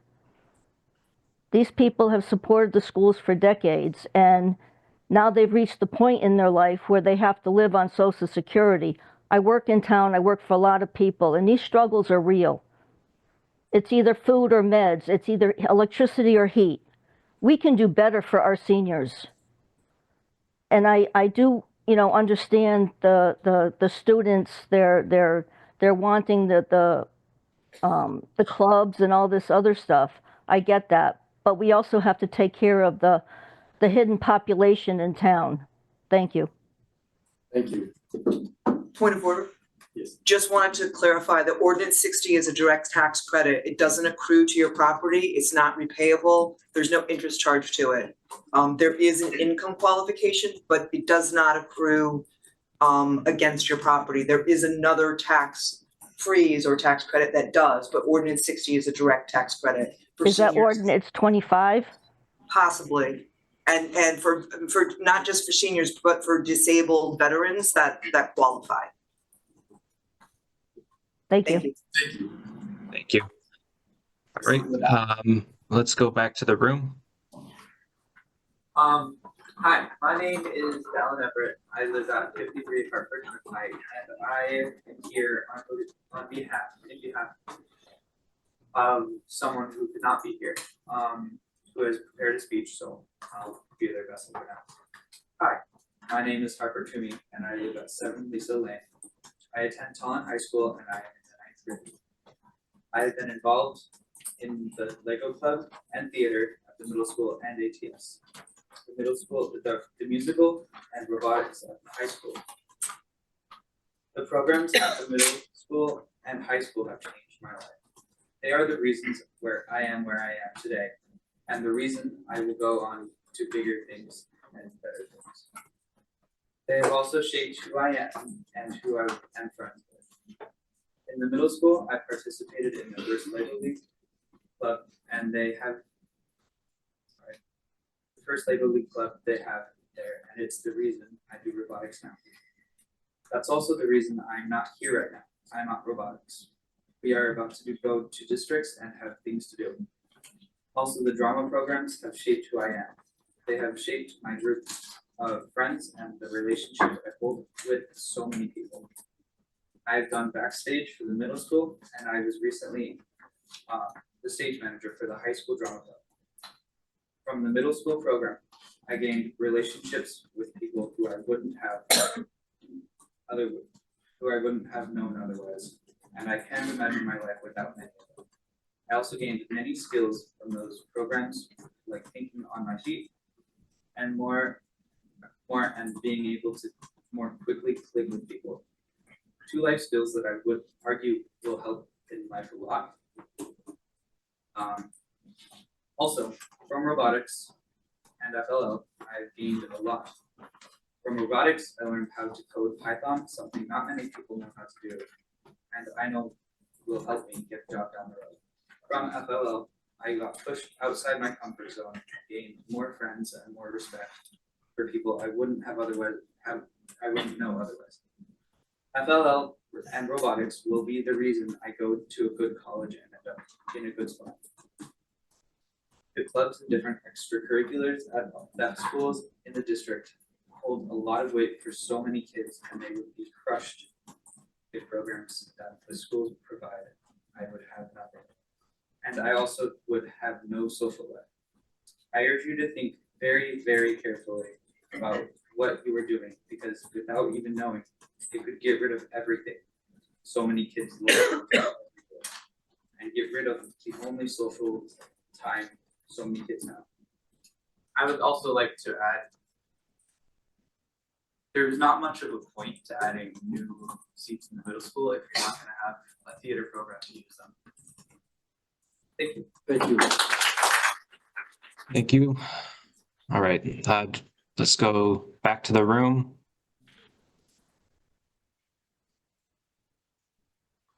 Hello, my name is Beckett. I live at 8 Lisa Lane. I'm a sophomore at Tolland High School.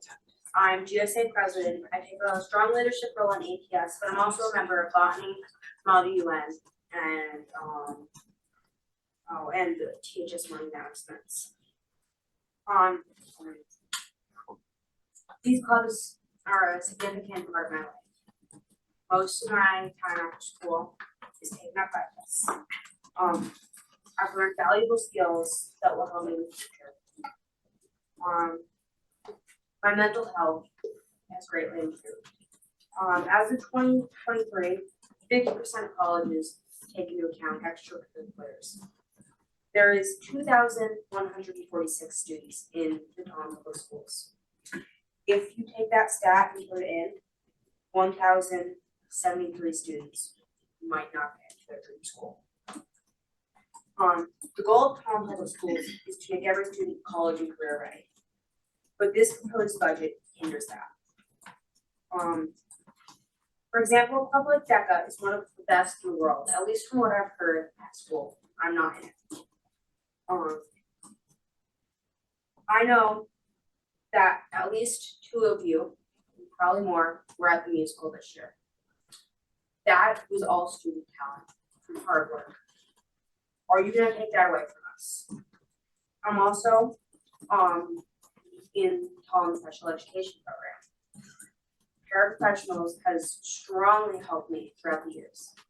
Without them, I would not be here.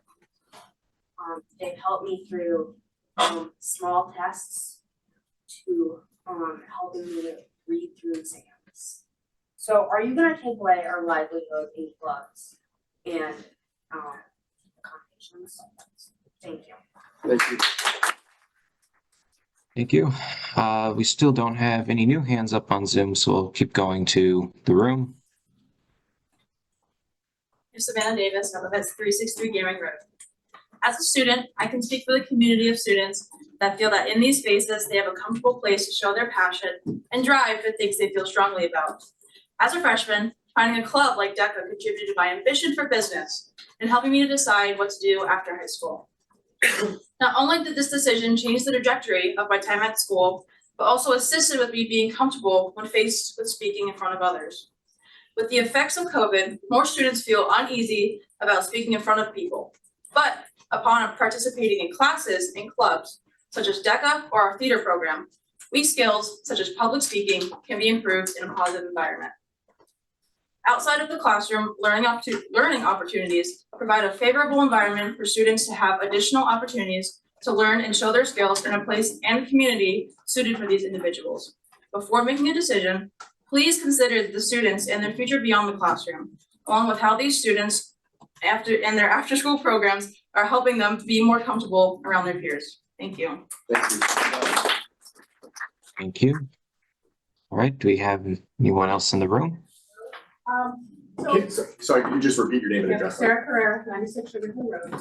I have a unique perspective. At any given time, I have 1 to 6 kids in my house. Most of them not in Tolland schools because of where they come from. The rules in my house are you come to my house and you are a member of our family, you go to school, you go to your therapies, whatever that entails, you do extracurricular activities, and you volunteer. You don't want to do that, we're not the house for you. Because of where the kids come from, we don't utilize public schools. We don't utilize the activities and the extracurriculars. Extracurricular is extra. That being said, all my kids are in theater, all my kids are in music, all my kids are doing robotics. They're doing all the same stuff. We have a budget issue. The ability to get out there for parents and for children to find these activities that are not funded by the town taxpayers, it's there. I don't have any issues finding it. I will gladly help parents if they need help with that. All in this surrounding area.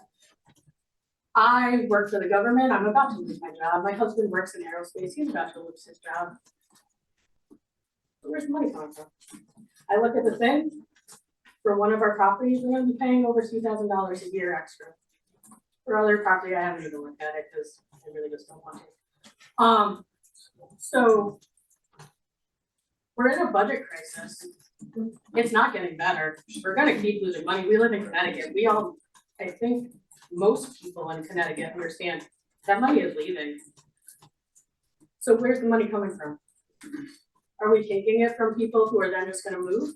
And I was a technical theater minor, so I know this is amazing that you guys are here. I'm so proud of you. And you guys did it without much, the school had to pay for electricity, school had to pay for a couple of things. That money will be there and the town will support that, but as an overall, a 7%, I can't afford that. Yeah. That's all. Thank you. Thank you. Yes. If you have a hand online, Chris, we'll go to iPhone, although please state your name and address.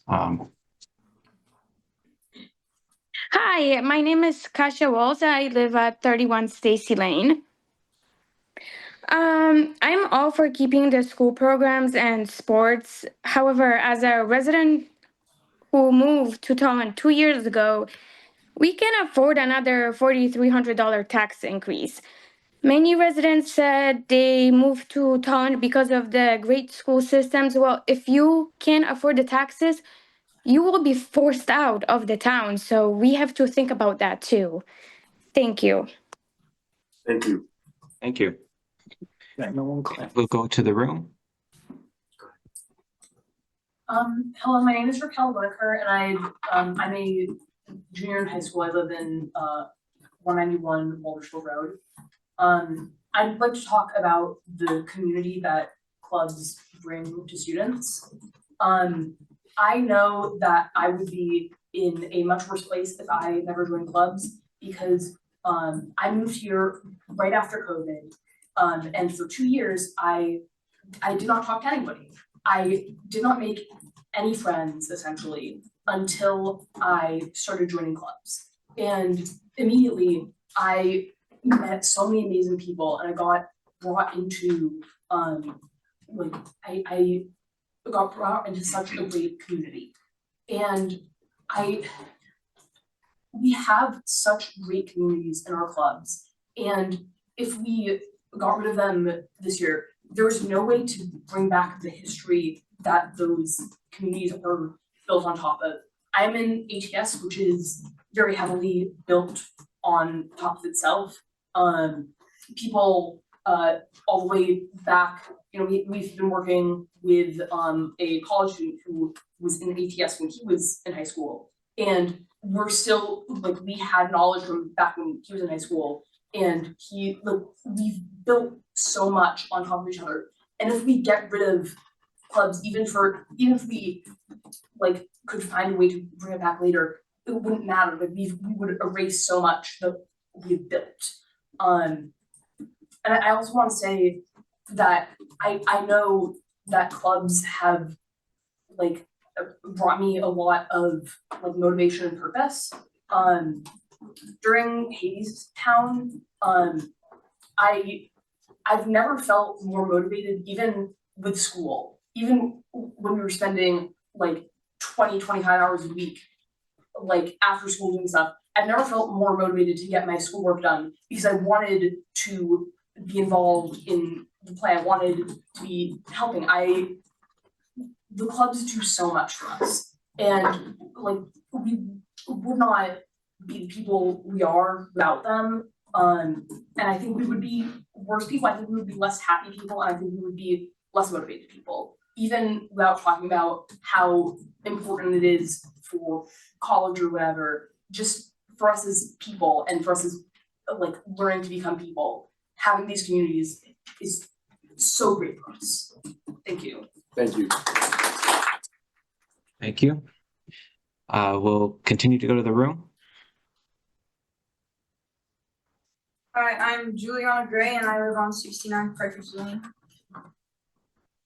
Ever since I was little, I have been an active part of this community. Either if it was sports like soccer or to theater, I have been a part of it. I can't imagine a world which I can't be a part of something. I want to grow up and look back at these years and see my growth, my hard work and my dedication pay off. Sorry. I have found myself happier and more fulfilled. It's okay. I'll do the rest. I want to grow up and look back at these years and see my growth, my hard work, and my dedication pay off. I have found myself happier and more fulfilled. The community and friends I have found have made me unique. I've been able to express myself in ways I couldn't have imagined, and I just want to say how lucky I am to be in this position of family. Something my advisor, Mr. Fields, constantly says is that we are family, and that's something I never want to forget. Thank you. Thank you. Thank you. Thank you. All right, we'll continue to go to the room. Hi, I'm Abby Brown, and I live at 303 Crystal Lake Road. I'll keep this brief because a lot of it has been said, but it's important to its great severity. I'm the teen gesture on the student director. Without that position given to me by Mr. Fields and Mr. Ware, I would not be standing in front of you today. Clubs form connections, whether it be in theater or DECA. These bonds and connections are not and will never be equivalent to a letter grade or a pride award. We are your future seniors. We are the future of this town. Please take us into your consideration. Thank you. Thank you. Keep going to the room. Hello, my name is James Criminal. I live at 47 Angela Drive, and I am one of the many students here from Tolland High School tonight. Let me start this off by saying, like so many others, I would not be here tonight without theater. I would not have the courage to stand here, nor would I have met the people here who got me to care about standing. All being said, I cannot imagine how many kids are just like me, timid and quiet, letting the world pass them by, who will now stay as those quiet children if this choice falls through. After school activities are so immensely important to children, whether it be in middle school, high school, or even earlier. Take a look back into your own high school years. How many of your memories are based in after school club or sport? And think about how your school life would have been without all those memories. I have a sister, 4 years younger than I am. She's gonna be a freshman in high school next year. I care about her, and I don't want to see her spend the next four years of her life in a school stripped to nothing but the bare minimum, especially when that school is the same one I went to. This isn't just the students' welfare stake either. The town's image isn't just of West Danger here. Whenever I mention Tolland to somebody out of town, the first response is always, "Oh, I heard they have good schools there." And after these changes, I don't think those statements will stick around. Thank you. Thank you. We'll go online now to Christina Floor. Hey guys, Christina Plord, 101 Metcalf Road. Thanks for doing this. I know it's been a lot of work. I do think that there's going to be a ton of people surprised by the tax increase. I think every one of you that's been around for a while knows that it's a relatively, can you hear me? Sorry. It's a relatively low voter turnout for budgets. And with the reval, I think people are going to get that tax bill in the mail and be very surprised. So we do have, a group of people here, advocating for the schools. And I'm not saying that I'm not advocating the schools. I have 2 young ones in the schools, and we have great schools. I just think that you're pricing people out of town, and that would further broaden the achievement gap. And I think you're putting a struggle on families that are taking those funds and using it to further the education of their kids also outside of the schools. They need dollars for their kids' extracurriculars. They need money for camp over the summer. They need money for babysitters, like for every half day that there is during the school year. So you really need to take into account the entire town and just realize what this particular budget is going to do to people. because it is going to be a big surprise to anyone that is not paying attention. Thank you. Thank you. Thank you, Ms. Ford. We'll go back to the room. Hi, my name's Lily Hotham and I live at 198 Cosley Road. I'm currently a senior at Tolland High School, and we've been seeing cuts since my freshman year, which we've never been able to afford as students.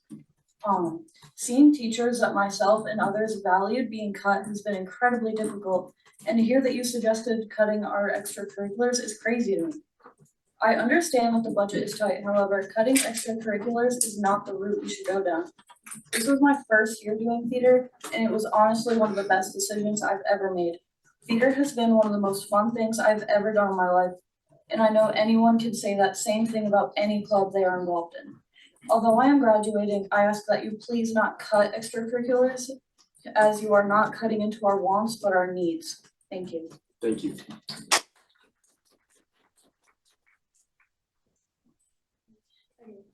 My name is Okay, Danica.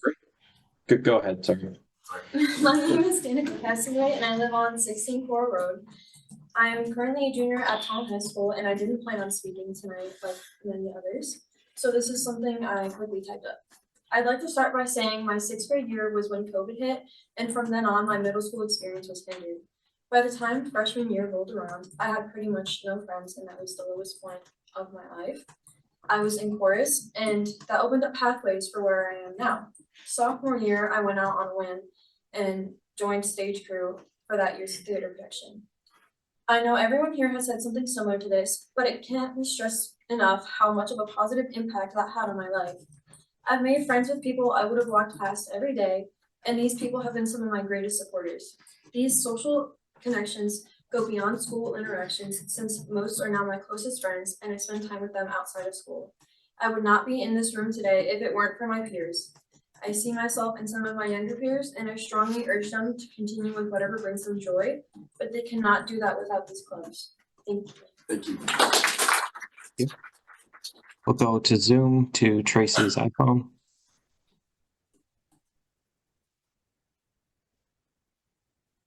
Can we unmute Tracy's iPhone? Yep. Hi there. Thank you.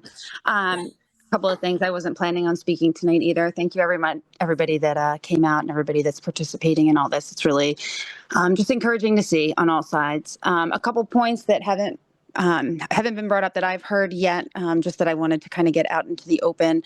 I am completely sympathetic to both sides of this and understand that, thinking longer term and thinking about the future and our students versus what is needed now feels really difficult. And I agree with that. And so I would encourage, and I don't know the budget well enough, I will fully admit that. But maybe look into some of the other things, capital projects. I have no idea what's on there, but just keep in mind that that's also investing in our future, right? And so if we can be supportive of investing in our future in terms of facilities or in terms of really tangible, practical things, then we really should be thoughtful about doing that for our humans and our kids, in addition to that.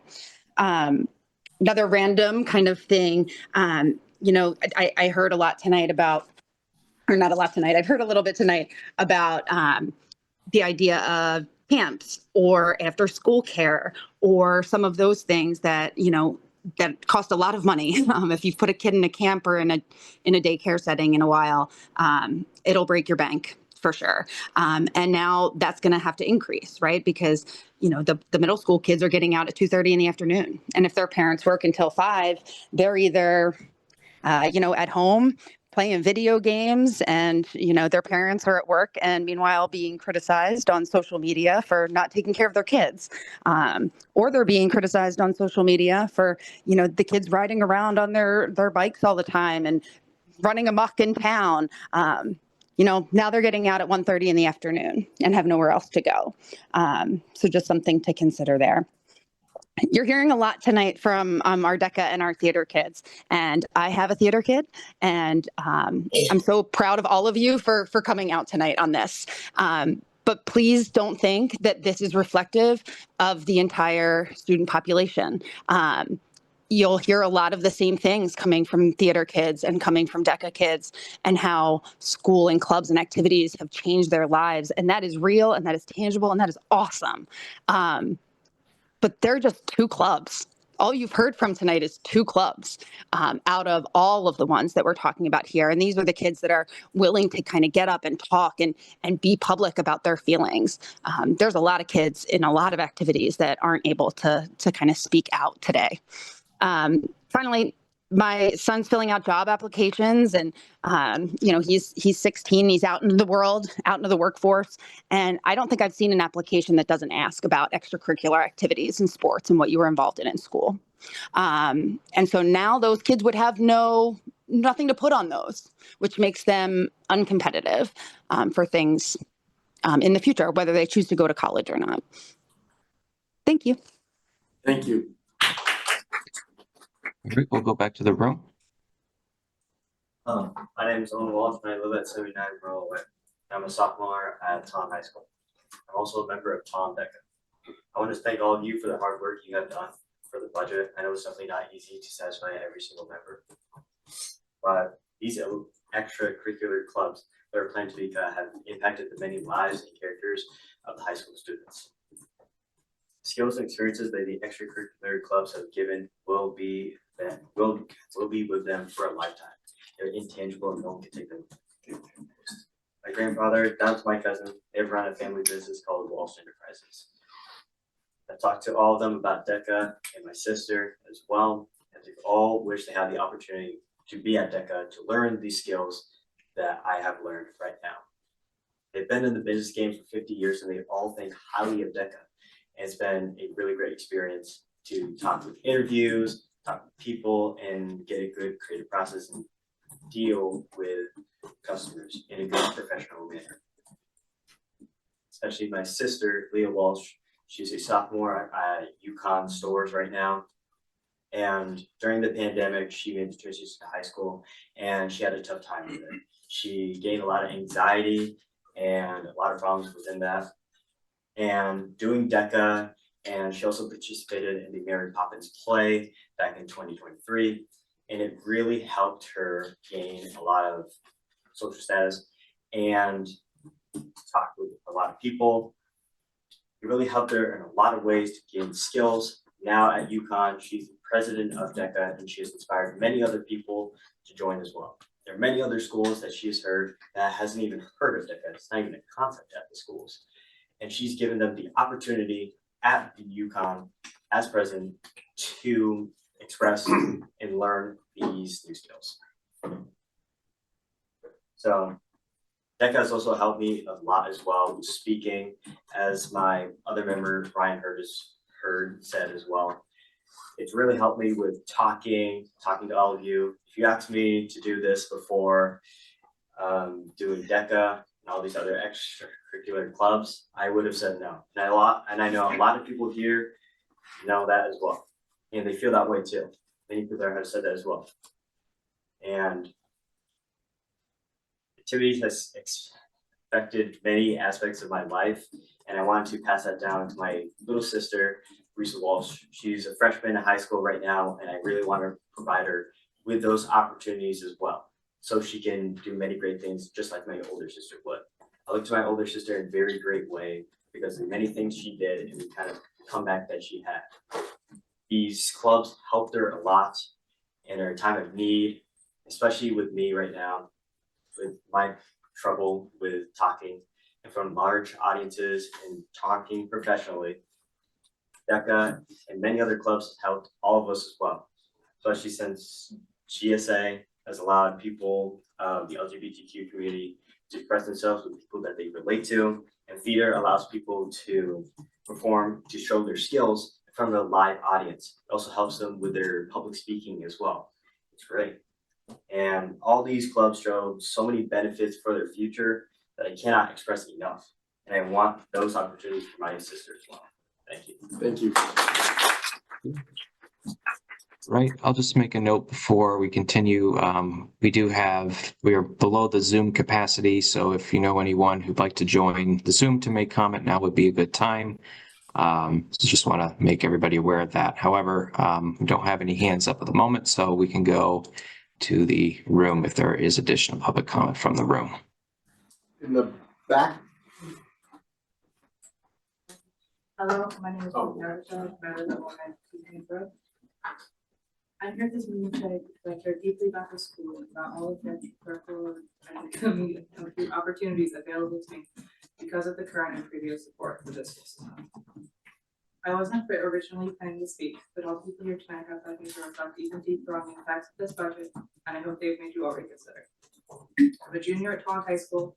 I took part in sports while at the middle school and have been involved in several clubs during my years at high school. Most important to me is the Teach Us Strong program, which has really changed my life. I'm here today because of all my peers who got together because of how devastating it was to learn that the program that means so much to all of us was at jeopardy of being cut. My younger sister is an 8th grader right now and is planning to come to the Tolland High School next year. She's part of multiple clubs at the middle school and is looking forward to taking part in clubs in the high school, whether she join DECA and participate in next year's musical or join many of the other clubs and opportunities that are currently available next school. If the current budget is passed, my parents have been talking about sending her to a different school that may have better opportunities for her. I know that many other people have talked about this, so I'm not going to waste your time, but please take the time to think about all the people this will affect. Thank you. Thank you. We'll go online to Annie Singer, who has her hand raised.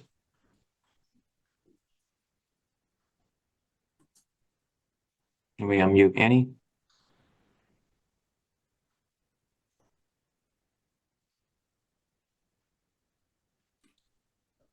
Were we able to unmute Annie? We'll come back to Annie and go back to the room. Come back when she's able to talk. Hey, my name is Amanda Bauman. I'm from 52 Williams Way, and I have a son at Birch Grove. And thank you for all who have stayed online or in this room. I stand before you tonight to support the Board of Education budget. We have an undeniable obligation to our children to provide them with a quality education that prepares them for the future. A well-funded education system gives our children the tools to succeed: critical thinking skills, creativity, and the ability to adapt in an ever-changing world. It provides stability for families, allowing parents to work with the peace of mind that their children are getting the support they need. And it benefits society as a whole, because today's students are tomorrow's workforce, tomorrow's leaders, and tomorrow's caregivers. Cutting funding now means larger class sizes. It means fewer resources, and it means diminished opportunities. It means losing enrichment programs, impacts to sports, and overburden teachers. And make no mistake, these cuts will have lasting consequences for our children and our community. On a personal note, I grew up in a working class family. I know what it is to be broke, and I know what it is to be hungry. I'm where I am today because of opportunities education gave me, both inside and outside the classroom. School sports taught me teamwork. Drama and debate taught me to think and speak with confidence. Volunteering taught me compassion. Leadership programs gave me the tools to navigate a world I was not born into. Without these free public programs, I wouldn't be standing here today. Now we're asking our children to face a world with without the very opportunities that shaped us. I'm not okay with that, and neither should you. And my goodness, I went to public school in Texas, and I had more opportunities than our children in Tolland have now. That's not okay. I've seen the argument online that our town doesn't have the money to fund education, that we need solutions, not just demands. So at the risk of going on a tangent, here's my take. Tolland has a revenue problem, not a spending problem. We rely too heavily on property taxes, putting an unfair burden on families and seniors and low-income folks that we've heard from tonight. Meanwhile, our dollars flow into neighboring towns instead of staying here. But we can fix this. To go back to the analogy that some folks have brought up tonight about tightening the budget of a household budget, where is the equivalent of our town finding a side hustle? We can fix our budget by attracting established businesses, maybe even a few chains, that would increase revenue and shift the tax burden off homeowners. With that revenue, we can invest in new small businesses to promote not just American-owned and American-made, but Tolland-owned and Tolland-made, and keep our money circulating in Tolland. We can develop affordable commercial spaces so small businesses can thrive, and levy vacancy taxes on long, empty properties, you know what I'm talking about, to push landlords to reinvest in our town. Bringing in affordable housing will expand our tax base and fuel growth as well. Also, we have business leaders, entrepreneurs, and experts in our community. For goodness sakes, UConn has an entrepreneurship program. We should tap into everyone's knowledge and build a sustainable future. One more, funding our schools isn't a question, but a given. We have the means to invest in our children and in our town, and our seniors, and in our low-income folks. We just need the will to do it. Right now, we shape our children's future, but soon they'll be shaping ours. When that day comes, will they remember a community that turned their back on them, or one that invested in them? So let's do right by our kids and by our community. And let's ensure that education remains a priority, not just for today, but for the future we are all building together. For these reasons, I urge you to adopt the Board of Education budget. Thank you. Thank you. All right, we'll try to go back to Andy Singer. Hi, sorry that my microphone wasn't working. I'm Annie Singer and I'm at 51 Granby Street. And I'm a THS student who's in Link Crew, World Language Honor Society, on the cross country team, in drama club, and the vice president of the junior class. And I fully agree with what has been said about the communities that clubs and extracurriculars bring. And I also fully believe that clubs and activities are so important for the future of all of our students. Because at Tolland High School, they emphasize every year that their mission is to get all of the students college and career ready by graduation. And if they take away the extracurriculars, students won't have the abilities to apply to colleges and have the opportunities to get in without any extracurriculars or have the skills they need for various careers. And although some people have said that you can participate in other extracurricular activities outside of school, I would say that those activities often cost way more money and also require students to have transportation that they don't often have, which means that they're limited to many different students. And I do understand that the tax bracket raising would be very detrimental to a lot of Tolland citizens, but I think that the budget could be sorted out in a different way so that the students are protected better, and different cuts are made that are more priorities than just the clubs and activities. Thank you. Thank you. All right, we'll go back to the room. Yes, sir. Yeah. Good evening, everybody. Brett Wells, 350 Old Post Road. I want to start by one of the fundamental issues tonight I have a problem with is you afforded 1% of the town population access to tonight's public hearing. You guys are deliberating expenditures of excess of $64 million of residents' money. These are taxpayers' money. And you open the door to 1% of the town. That's unacceptable. As a resident, as a taxpayer, unacceptable in my opinion. You need to fix that and you need to look forward and think ahead and give the access to the town. I'd like the opportunity to thank all the students tonight and my peers, but mostly the students. You guys are eloquent. It takes bravery to stand up here before your elected officials, before adults, before people who are opposing your opinion. That takes courage. So thank you for that and keep pushing forward. And that actually goes to show that the education in our town, the system is working. Because that right there, what these kids did tonight, should show all of you. They got more courage than half the people and adults in this town, bar none. And that comes from experience of living here. All right, so I'm not here advocating for my children, my personal situation, my financial situation in town. I'm here advocating for the most vulnerable citizens in our community, our children. If we are not willing to invest in our children, the future of our society, what are you investing in? What are you hiding from? We're hiding using mathematics and party line politics. The children are the future of our society. I've heard it before. There are future leaders, thinkers, doctors, politicians, the future workforce. Without a workforce, there is no retirement for all of us that are heading there, or for us that need to sustain in retirement. That's how the society works. You lift up the most vulnerable, you educate our youth, and you create a prosperous community by stripping from the education year after year after year after year. This is coming from 15 years experience as a taxpayer, 3 kids in town. My youngest, who also was the first full-day kindergarten class in town, no longer is in public school in Tolland. That was a choice my family made with him because there was better opportunity outside of this community for that child. That's a problem. We need to fix that. And if you're not willing to fund education, please tell me what your plan is, because I haven't heard one yet and I haven't seen one yet. All these budget issues year after year, we kick the can down the road, failed referendum, that's fine.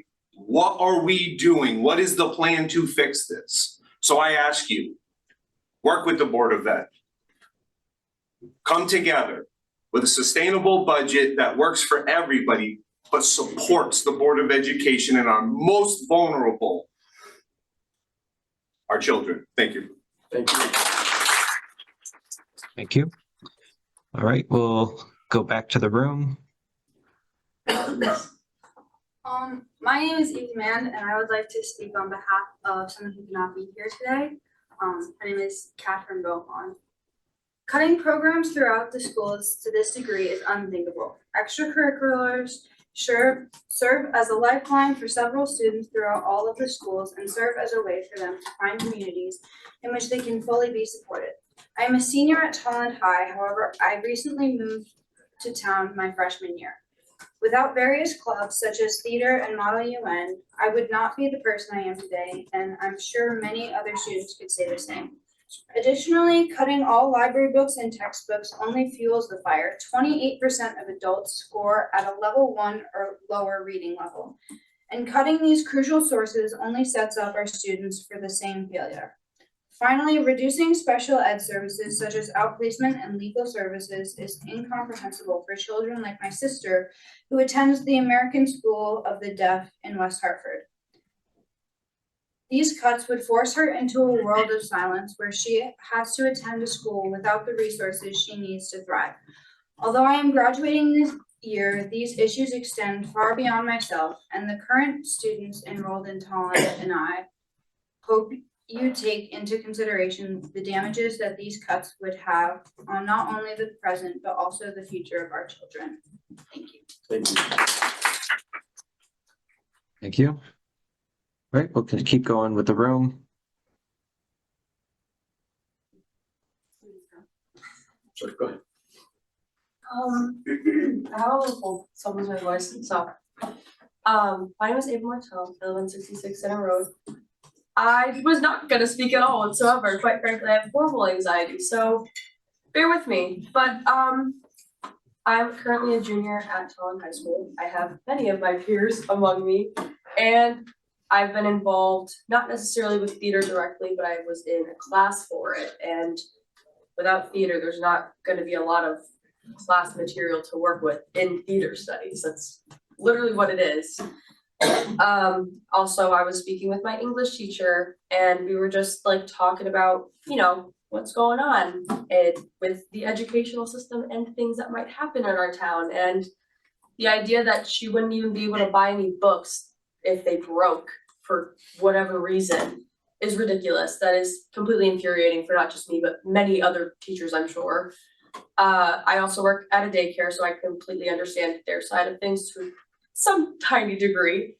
Yeah, I don't know. I feel like this is not okay. I feel like there are people who might not necessarily be on the same spectrum as me that still are enraged with this to some degree with some part of it. I think that this was not completely well thought out. I have heard so many teachers freak out about their jobs. I've heard so many students freak out about potentially having to go to a different school because they don't feel supported. I'm also somebody who has an IEP. I'm a part of the special education system. And the idea of not potentially being supported properly is horrific to me. I rely on that sometimes when I don't feel like I can be up and present as a human being, a functional one.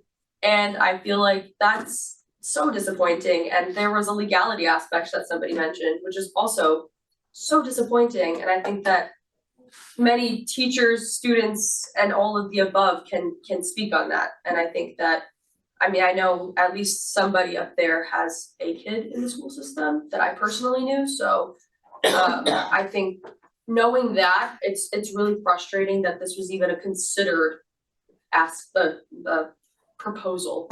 I don't think that really should have ever been considered to the degree that it has been, and it's very disappointing for a lot of people here. Thank you. Thank you. Thank you. Right, we'll keep going with the room. Good evening, my name is Joel Lopez, I'm 30 Crystal Ridge Drive. I spent 30 years in the Navy, and after my 30 years in the Navy, my wife and I didn't have any ties to anywhere. Where were we gonna go, what were we gonna do? During that time in the military, by the time this kid was born, we moved 16 times. Right, 16 times, it's like never rooted, trying to find a place, and my wife calls it our forever home. We came to Tolland for our forever home. All right, we came here because after much research and much investigating, had the best school, had the best superintendent, had the best teachers, had the best paras, had the best teacher to student ratio, had the best of everything. That's why I came here. All right, and I know the town council, I know the Board of Education is not the military. However, you have volunteered to get elected and get put into this position. So it's incumbent upon all of you to do what we in the military often had to do when we didn't have the resources. We didn't have the budget, we didn't have the manning, we had depleted equipment. And guess what the boss said when he came up from the top? He said, make it work. So ladies and gentlemen, make it work. Make it work for them. Make it work now. Thanks. Thank you. All right, still no one on Zoom, so we'll keep going with the room. Go ahead. Good evening, my name is Lauren Mitchell, I live at 426 Grand. I would first like to recognize the fact that this process and go through is not usually one to lengthy one at that. Here at 10 o'clock at night. I just ask that you listen to all of our words tonight and all of our voices. Being said, I'm currently a senior at Tolland High School, and I'm here tonight along with my peers to talk to you about the budget cuts that have been made since my freshman year, district-wide. As you know, these budget cuts are continuously being made to our school, which reduced our education severely, which we all saw last year with the loss of teachers and the curriculum and kindness that they taught us. Many residents and students, including myself, were not originally born here at Tolland, but were moved here by our parents when we were younger, because they knew that the Tolland education system was funded in knowledge and opportunities. This year, you threatened to take more from us, including our clubs district-wide and opportunities that they provide. So many students at the high school and the middle school use clubs as a safe place to express themselves and a new place to make friends. As a freshman, I was told by my guidance counselor that one of the best things I could do was join a club because it allowed me to get out of my comfort zone and make new friends. I come here today as a student who has been part of multiple clubs. I'm the co-president of the Botany Club, a co-vice president of Horticulture Club, a past member of the Gender Sexuality Alliance Club, a current member in the National Honor Society, and a current member of the theater department. I'm here representing multiple clubs that do not have representatives here tonight. While I may not be in the Tolland High School system next year, I still take this matter seriously and truly wish to leave behind a better school district for the many students and underclassmen that I have become friends with through these clubs, including the many students that you see beside me now, who I am so very proud of for standing up here tonight. We plead and urge you to not take away the activities that allow so many kids to express themselves and to continue to let the future generations of kids that pass through this public education system to have the same opportunities that we do. The last thing that I would like to say is that this should not be an us versus them statement or situation. There are solutions that can be found within the budget that allow for many, many people of both sides of this argument to have an agreement upon. Thank you for your time tonight. Thank you. All right, we'll go online. We do have a hand on Zoom, Danny Santiago.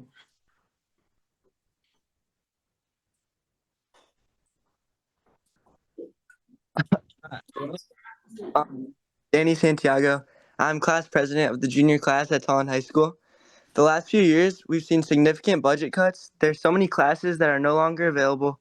Class sizes have grown larger, and our school system cannot endure continued cuts. We're already at a bare bones level, and more cuts will continue to diminish the quality of our educational system and harm the postgraduate opportunities available to our students. I have a little brother, and I'm afraid for his future if these cuts continue year after year. The town should approve the budget as proposed by the board with no additional reductions. This town needs to step up and support its students and teachers. Thank you. Thank you. Thank you. We'll go back to the room. I can't project from back. Sure. I wasn't in drama and I didn't have DECA when I was in high school, so yeah, you guys. And I don't have a voice like Brett, so here I am. Karen Moran, 50 Merlot Way. I'm a parent of 2 Tolland graduates, 2020 and 2023. I'm gonna read fast and explain. Our current and future students need to know that someone chose integrity, that we have courageous leaders, that someone is looking out for them, that they are a part of this community, this collective community, and that they matter to all of us. They are and can continue to be contributing members of our local community fabric and society. We have lost all sense of what it means to be part of a community. Do right by them and find a way to support the proposed BOE education budget. Our fund balance is very healthy. We have different buckets of funds that have been squirreled away behind rules and regulations around using them, like the tax stabilization fund. There's ways to offset this and support all demographics in Tolland. Technically, I'm a senior. I can get a discount at Stop and Shop, and yes, I said that in public. Our superintendent has to make decisions now. So that means pink slips for teachers and other planning that has to happen now. He would never go here with these cuts unless he had to. And we find ourselves here because of the lack of consistent, reasonable increases over the years. Comparable increases based on the town and BOE percentages of the budget. We can't compare Tolland to other towns like everyone keeps doing because they've been doing this. They've had consistent increases in their towns for their education budget and not the years and years and decades like Tolland has done of, 1 point whatever average percent increase. Please support the BOE budget the way it was proposed. I know you all can find a way. We have some funds available. Thank you. Thank you. Okay, we'll go online to Griffin.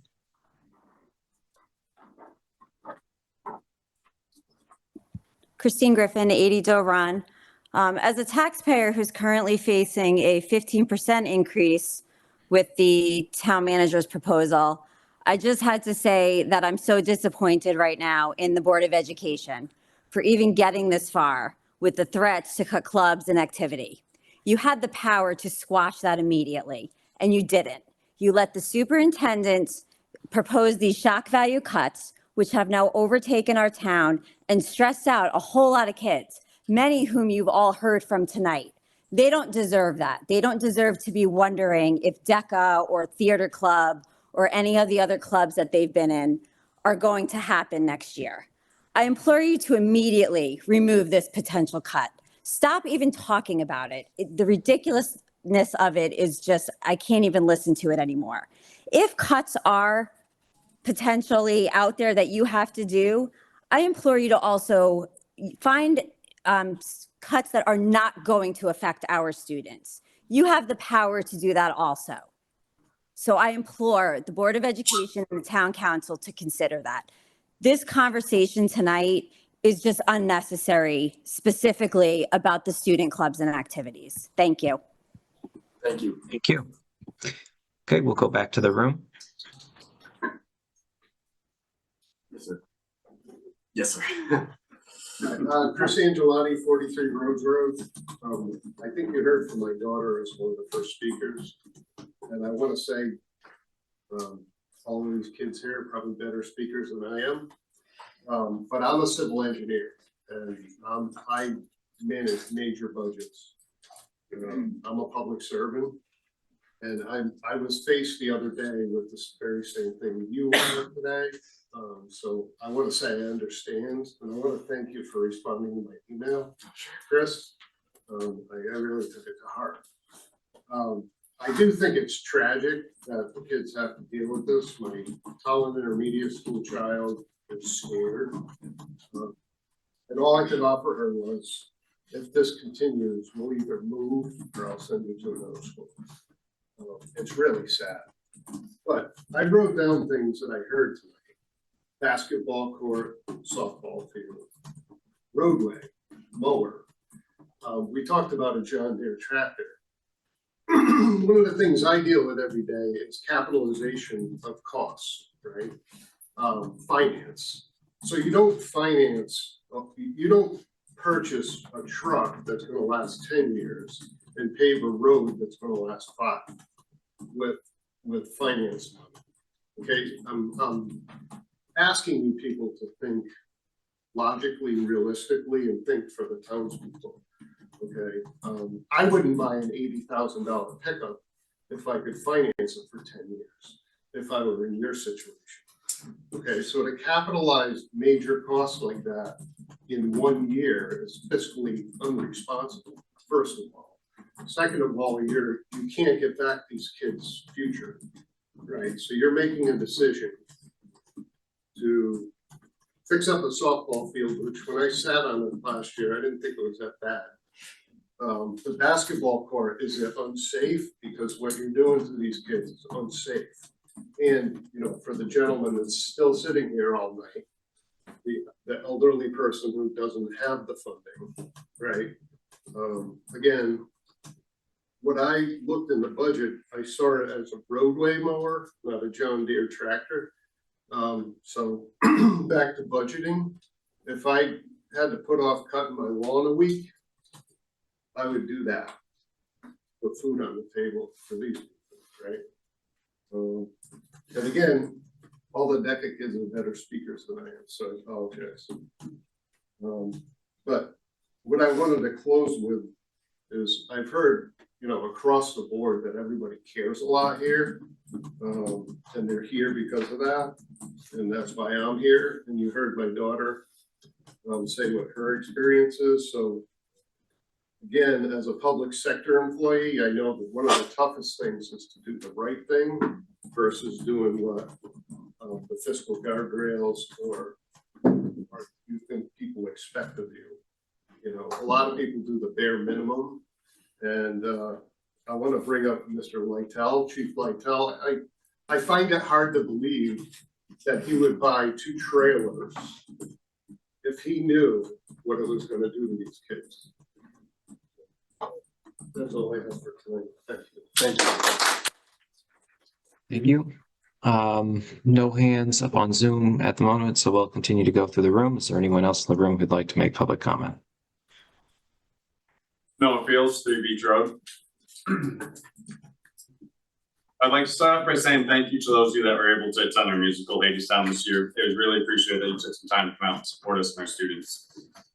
With your support and our community support, we sold approximately 1,400 tickets this year and raised around $28,000. Our musicals are put on with no funding from the Board of Education budget. We spent about $27,000 this year in Hadestown. In the time that I've been here, we've never lost money. We've never had to use the education budget. The only thing the budget pays for are the stipends on post cuts. It is $5,000 it pays for us, and it is severely under from the other towns. We do it because we love it. Putting on these shows are no small feat. Between rehearsals, building the set, rigging lights, administrative work, etc., I alone have logged 400 hours just being in the building this year. That doesn't include my little fun trips to Lowe's, getting wood and all that stuff. Based on the stipend I receive and the hours I just stated, I'm making $5 an hour. I say that's a pretty good deal for the town. To those that say our students can't have everything, you're right. They don't. We must be fiscally responsible, and we must find a way to get through this that provides for all parties. However, with the budget being proposed and saying that you're saying the students can't have anything. Look at all the cuts at 2.99% for costs. You're hearing from it tonight.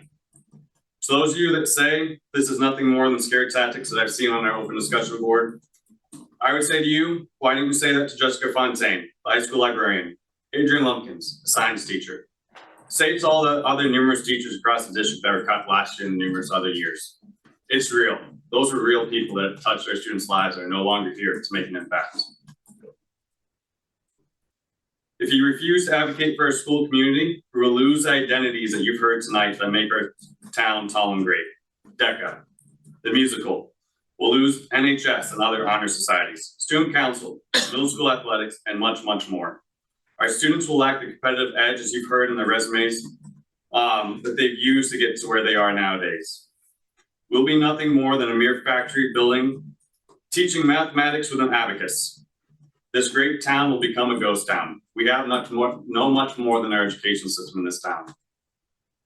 I must say that it is ironic, as other people have said, that our capital budget plans to improve facilities, softball fields, athletic fields, when there'll be nobody to use it if we proceed with these cuts. What do you think the high school teams will look like down the road without the middle school theater? I can tell you, and I will hear about it in the car ride home, because I will not use the right terminology, that the high school cheer team that your daughter's on will not have students to throw her up into her amazing stunts that she does year after year if there are not middle school students being trained on how to successfully base her and do it safely. They need that feeder program. I moved to Tolland years ago because I saw promise. I saw great things happening in the town. I saw a community that supported excellence. And even in this dark time of uncertainty, I still see promise in Tolland. Our students shouldn't have to be here late at night defending themselves to you. They should be home studying, which they wouldn't want to do, doing homework, FaceTiming with their friends, perhaps playing Roblox, Minecraft or Fortnite, or just watching TV with their families. We shouldn't have gotten to this point. We should have worked collaboratively with the Board of Education when we had the chance, instead of sitting there and not working collaboratively or not saying anything and then just saying your budget will be slashed. That's not working collaboratively. I hope that tomorrow night you take the chance to talk across the tables, or perhaps not sit across the library's enemies, but as a community. I hope next year I'm afforded the opportunity to reach out to all of you again and to invite you to our musical next year. The choice is yours. Will you work collaboratively with our community and advocate for our future or not? Thank you. Thank you. We'll keep going with the room. You have anyone in the room? Anyone else in the room? It's got a hand online. Well, I'll go online, then we'll go back to you. Sorry. Lauren Rodriguez. Hi, thank you for having me. My name's Lauren Rodriguez, 154 Baxter Street, and I am overwhelmed with the wonderful speeches tonight from the students. I back our fabulous musical teacher who just spoke, and I recognize that these conversations really belong at the Board of Education, yet we're sitting here with you at the Town Council as you listen to this story go on and on. My question is it enough to make you think differently? Did you come into tonight knowing that you were going to sit here for hours and not change your mind? When I read the Tolland Open Discussion Board, I have no ability to understand where the priorities are. I hear about money cuts, but I don't see what we're dedicating to for our future. I ask, are you willing to be brave? Are you willing to change your mind in support of our students and in support of our teachers and in support of our schools. They have taken a tremendous hit. If you're not sure of where that hit is, stop and talk to the kids who are behind you. They've seen eighth graders who have no more choices in the middle school. Did you know that in the library, there is no longer a certified librarian at the high school? How did these things happen? Year after year after year of cuts. At some point, I understand that we are having enrollment that's stagnant. We have to make different decisions. But I really hope that this doesn't come on the heels of our students when they find their passions and they find the areas that make them light up. We have to find a way to support them.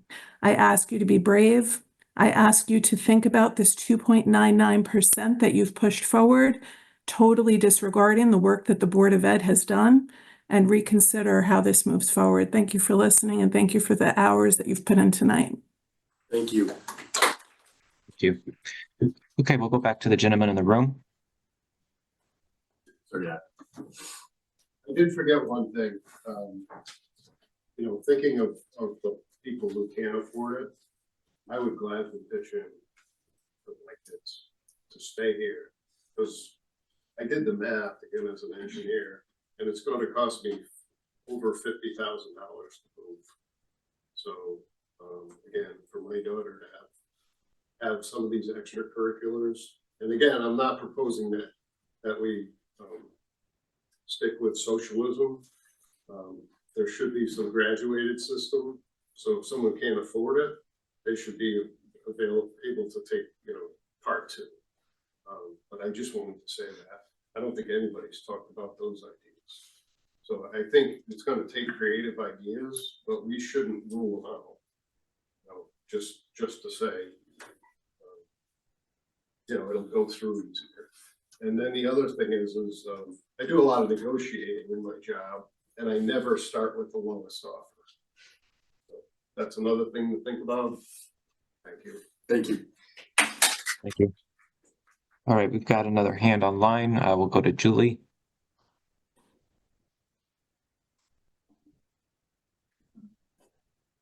Hi, my name is Julie Brennan, 127 Ellington Road. I just want to say thank you to everyone that spoke tonight. It was nice to hear from all the young people in the room and on Zoom. And it's nice to see how passionate everyone is about, school and their clubs and activities. And so I just want to commend them for that. I have 3 kids in the school system. 2 are at the middle school, and 1 is at TIS coming up to the middle school in a couple years. And I just think we need to start thinking long-term as far as our tax base. With the re-evaluations this year, everyone's taxes are going up. And, as Mr. Foley stated at the beginning, this is for the next 5 years.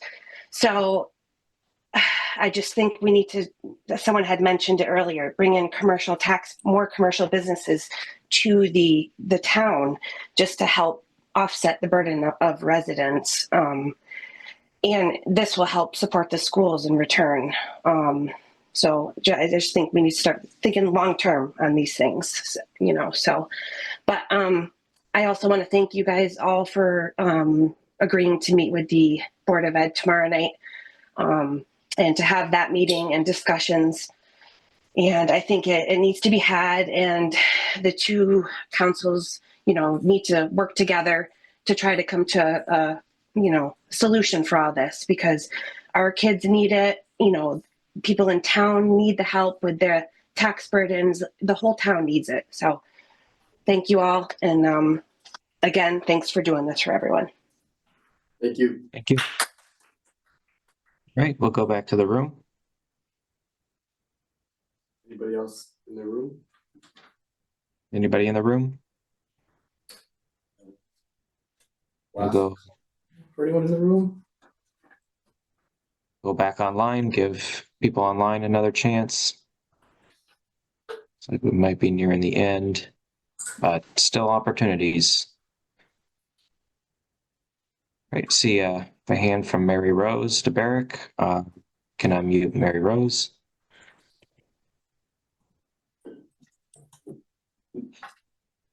Hello, good evening. My name's Mary Rose DeBerrick, 37 Ryan Road. It's pretty amazing to hear all the students talk tonight and all the participants in the audience that are live and online. Zoom is a great tool, and it allows people who can't be there to be there.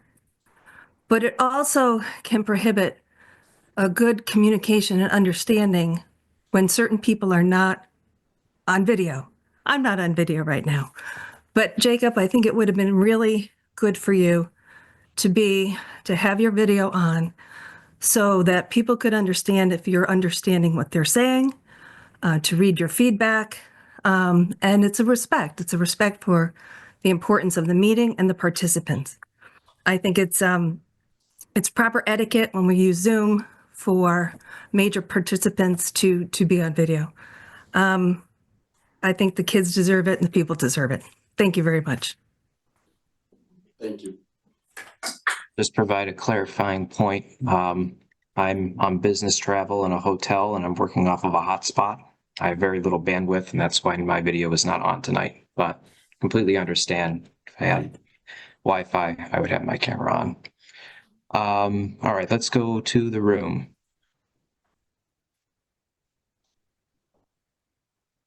I go back online. I'll go to the room again. Go back online.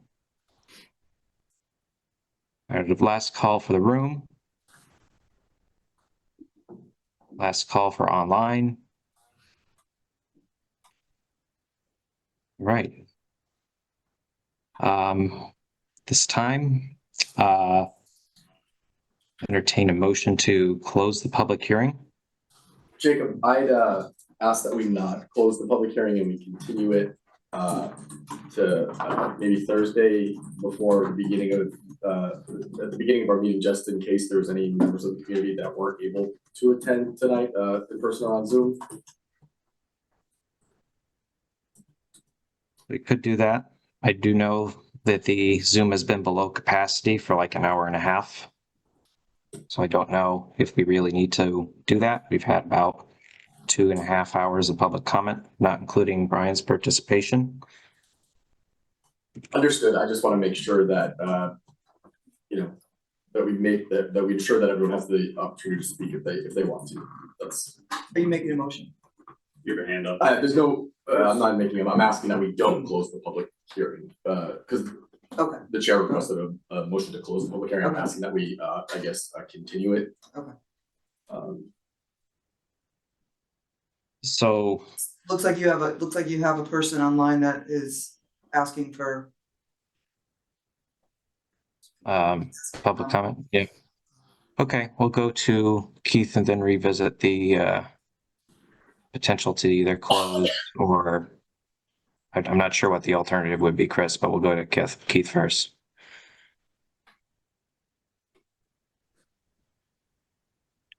Yes, I just don't think the last point was a fair one because when I logged on tonight, it said 100 people were online. You could try logging back on later. The only reason I was able to get online tonight was because when I got home, my wife was already in it.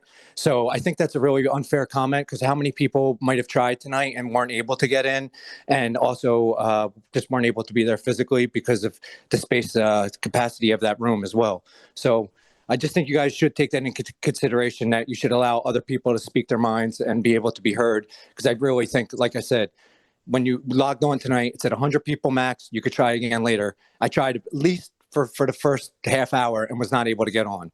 So to expect people to keep trying over and over and over throughout the night, I just think that's an unfair comment. You should open it up to public opinion when you have your next meeting. Or have another one of these type of meetings and allow people to all be there and have it in a bigger venue than you did tonight. Thank you. Thank you, Keith. So I guess, Jacob, my request would just be that I think we would continue the public hearing, or my request would be that we would continue the public hearing until the beginning of our meeting on Thursday.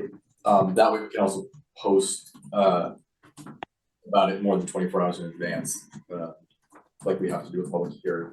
So that would just be my request.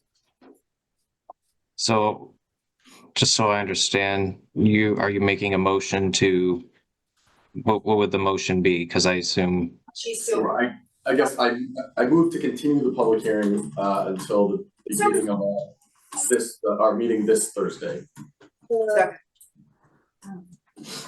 is there a second? I seconded Jacob. Okay, so there's a motion up on the floor. Is there any discussion from council? I just had a comment, Jacob, if I may. So how would that look like? Because we got a special meeting at 7, or the meeting on 7. Like, how much would you give us? Like an hour, 6 to 7? It's a good question. Can we get, I don't know if there's any clarification, if that would just continue indefinitely, or if it would, you could put a time limit on it, or how that would work. Jacob, do you mind if I ask the town manager whether he was able to get, or whether he can either seek or has gotten a legal opinion about if there's anything we're required to do? Yep, that's fine.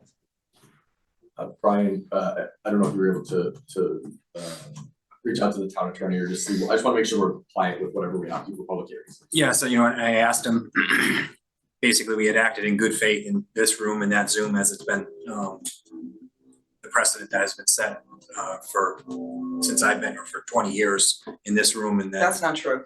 Okay, at any rate, I asked him, since it's been here for a long time, this is when we had it here, as far as I know. And Zoom has been enough for us as well. Can we continue it? And he said, continue it to Thursday seemed reasonable. Okay. So our attorney's advice was to continue it to Thursday. To be safe. I don't know. You read the email. Okay. So I guess that's what I would, just sort of based on that, Jacob, I would use that to support the motion. And I just have a comment too. I know Jacob probably can't see me raise my hand. I can hear you. Thank you, Jacob. I think just to be safe, we should probably continue this to Thursday, just to give a good faith effort to allow all the residents of Tolland to come in and say their piece. I think this is something that we need to revisit in the future. If we have a public hearing such as this, where you may anticipate a large turnout, you need to accurately provide a space for a good number of the residents in Tolland. And as we saw tonight, we not only didn't have capacity in the room that we're sitting in, but we didn't have capacity online, which to me is unheard of. It's to not be able to have more than 100% participants online for a town Zoom is inadequate.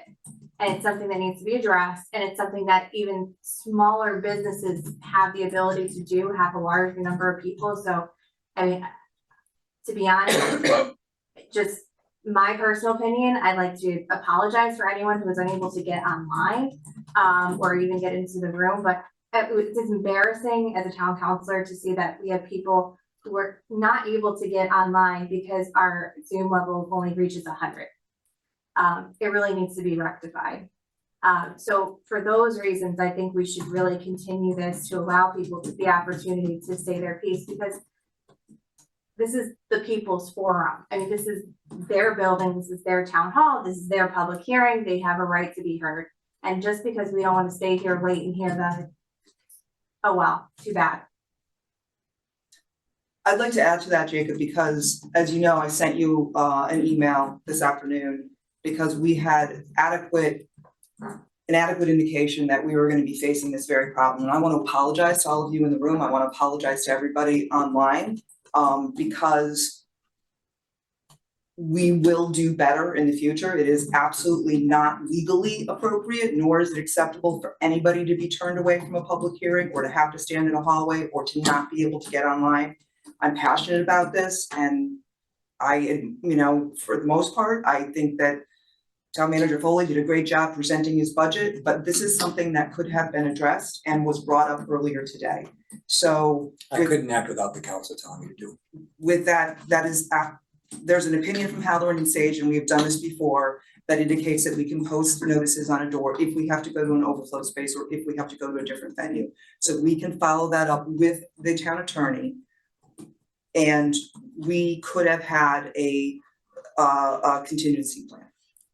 We have in the past, and I've been doing this for 30 years, not on town council, but on the land use boards, and we have routinely had to go to other venues for various meetings, including town budget meetings, because during controversial years, or during tough years. So I promise you guys, online and in this room, that we will make every effort so that nothing like this ever happens again.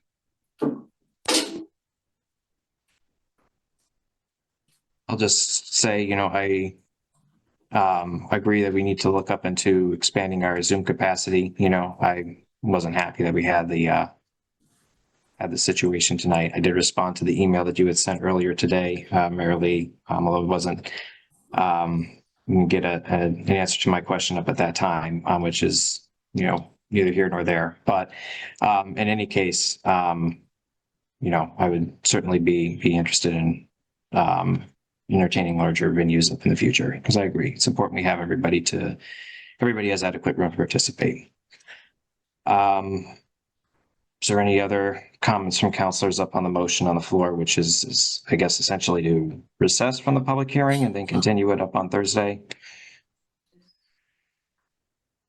I think it's Hi, this is fine. Joe Shea. Sorry. I'm sorry, I couldn't raise my hand.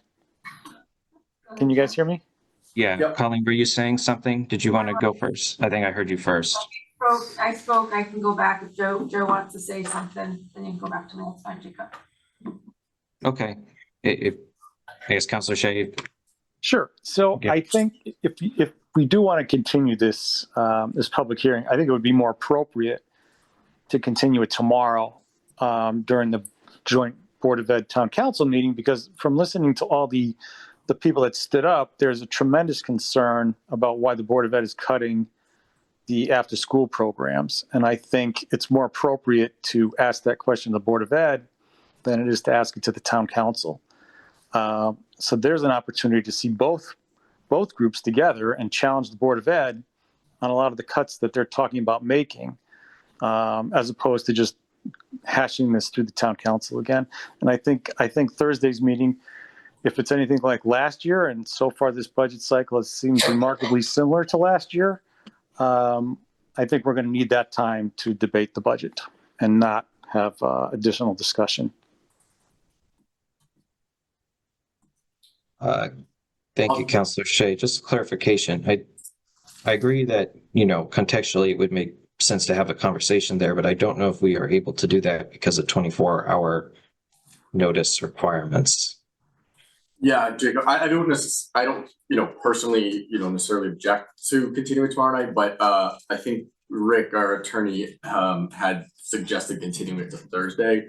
I'm assuming because of the 24-hour notice, so that's where that came from.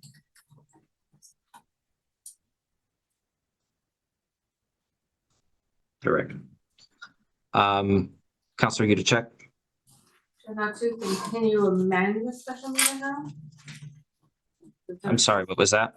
Can you amend the special meeting now tomorrow, even though it's posted, I'm not sure you might be able to still amend it to add it. If you're not, once you post a special meeting, you're not allowed to change the agenda. Okay, that's fine. I was just gonna go back to my original question though, like how would you do the public hearing on Thursday? Because the meeting's already set for 7 o'clock. Do you start the meeting at special public hearing at 5 and it goes to 7? I don't know, understand how, because like Joe said, it's gonna be a long discussion, I assume, on Thursday. But I agree, I would like, if more people would like to speak, I don't have an issue with that. It's just the timing of it, if that makes sense. I would recommend, if it is council's will to continue the public hearing, that we hold it at 6 p.m. if possible. I think that would meet our requirements. Maybe it's a special meeting that would allow extra time for, or it would, it would allow the public to speak, but we would be able to start our deliberations closer to the normal time.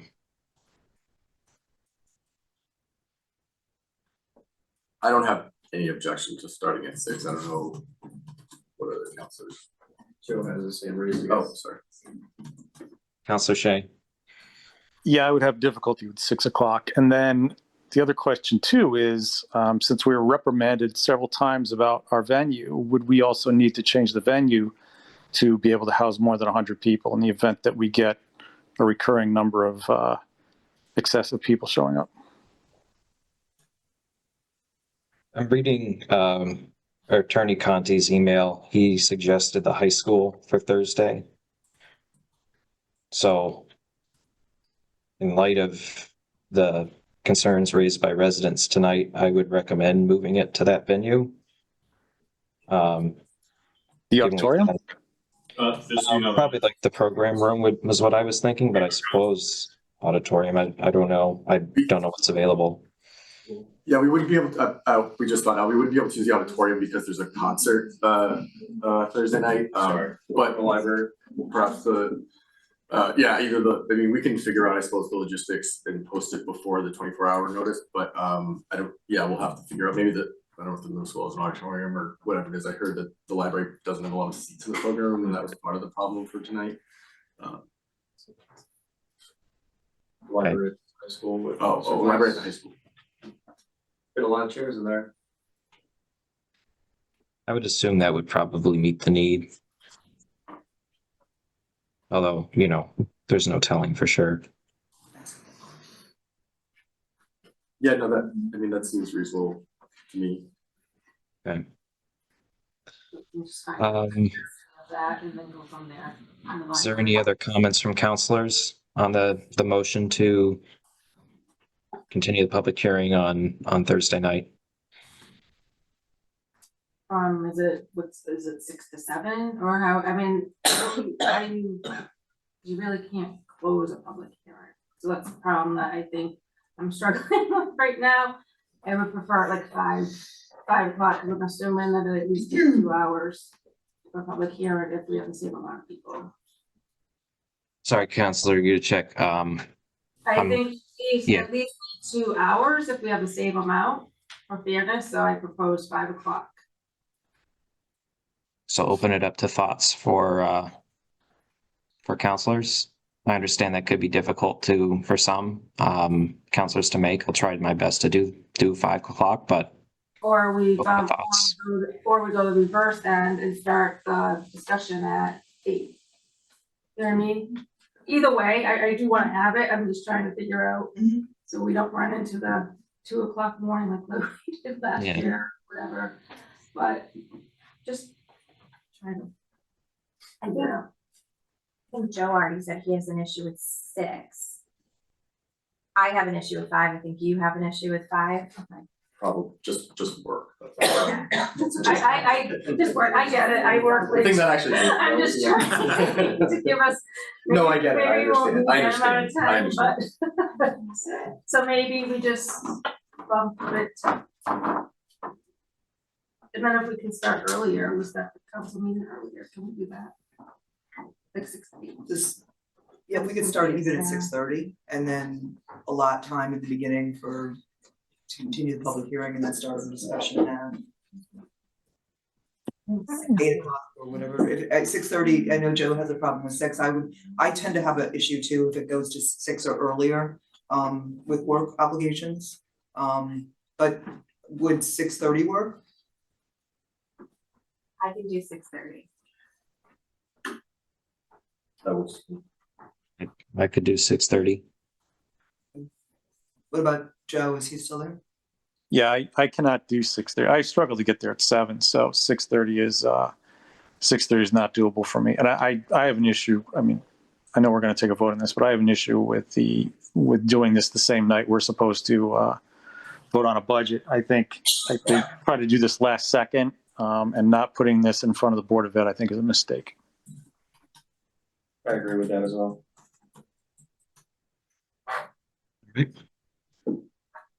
So I guess it comes back to you, Councilor Moran, since you made the motion to determine the time that you'd like to. I don't think you would, let me just back up. I don't think you specified a time up in your motion, but maybe you would behoove everyone for clarification if we did specify, if you amended your motion to specify a time and then you go from there. And again, just to be clear, I don't have any personal objections, and I understand the desire to have this done with the Board of Ed. It I think is logical. The reason for my motion is based on the legal advice we received from our town attorney. An emergency meeting be an option then before the board joint meeting tomorrow? Would this be considered an emergency? I don't think it would be considered a legal emergency. I'd have to check, but there's very few reasons you can call like a meeting without 24 hours notice. We have a meeting we have a regular meeting scheduled for Monday, right?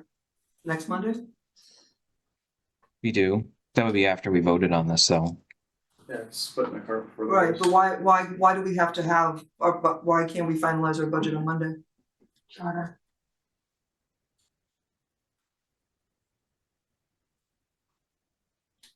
Brian or Sarah Beth, I believe it's council or charter requirements. I believe that's accurate. It is, and it has to do with having enough time for the referendum question. To be They have to order the ballots and Okay, so we have to have a first vote by a certain date, so we back count it's into all this. backfilled. Okay, thank you. So I guess obviously I'm open to what I'm gonna say, but I'll just stick with my motion being for Thursday because of the advice from our attorney. As far as the start time, I can be flexible after 6:30, but I also don't want Councilor Shea not to have the opportunity to be here. So as far as the time, I sort of what everybody wants to do. I understand that, what Councilor Yuchek is saying, with the potential for being a long meeting, I think it's reasonable to want to start early. I just don't want to exclude Councilor Shea.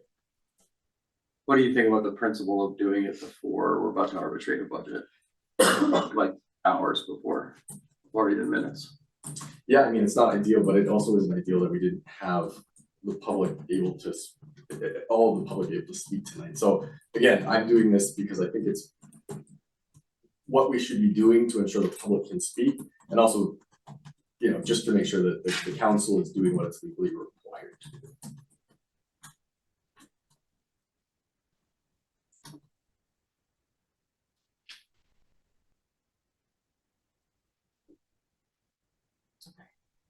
You made your motion, but so is the time 6:30? Is that, if Councilor Shea can't be here, so not, I would love him to be here, obviously, but if he can't be, he's gonna come a little later, then I think that's okay. I don't think we have to have. Yeah, I mean, if Councilor Shea is fine with that, that's Yeah, fine. otherwise, we might have that missed opportunity. Mhm.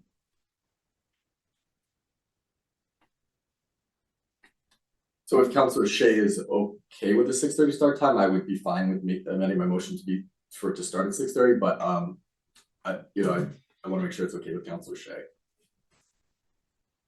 I certainly appreciate that, Councilor Moran. I'm just against the meeting. I just think it's not the right time to be doing it or the place.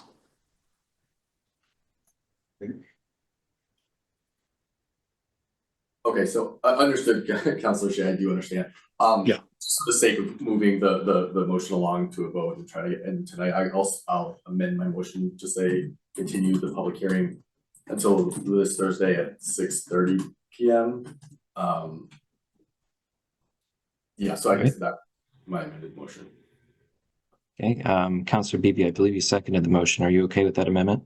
I'm okay with I second the revised motion. All right. We'll do a roll call vote then. Councilor Shea? Nay. Councilor Noonan? Nay. Councilor Yudichak? Aye. Counselor Moran. Aye. I'm realizing forgot Counselor Buckler. Counselor Buckler. Counselor Beebe. Aye. I'm going to abstain from that motion. So the motion carries, I believe 4-2 to 1. So we will continue public hearing at 6:30 p.m. on April 3rd. All right. With that, I think that brings us to our final item on the agenda, which is adjournment. Do I have a motion to adjourn, or I don't know if it would technically be a recess? Recess, Jacob. Whatever you Whatever need. the appropriate. Whatever the terminology is to go home tonight, I'll make that motion. Motion to turn, okay, I'll go with that. Is there a second? Second. All right, roll call vote, Counselor Shay, Aye. Counselor Buckler, Aye. Counselor Noonan, Aye. Counselor Yudichak, Aye. Counselor Moran, Aye. Counselor Beebe. Aye. I'm an aye as well. We are adjourned. Thank you, everyone. Have a good night. Thank you for everyone who's stayed. Thank you.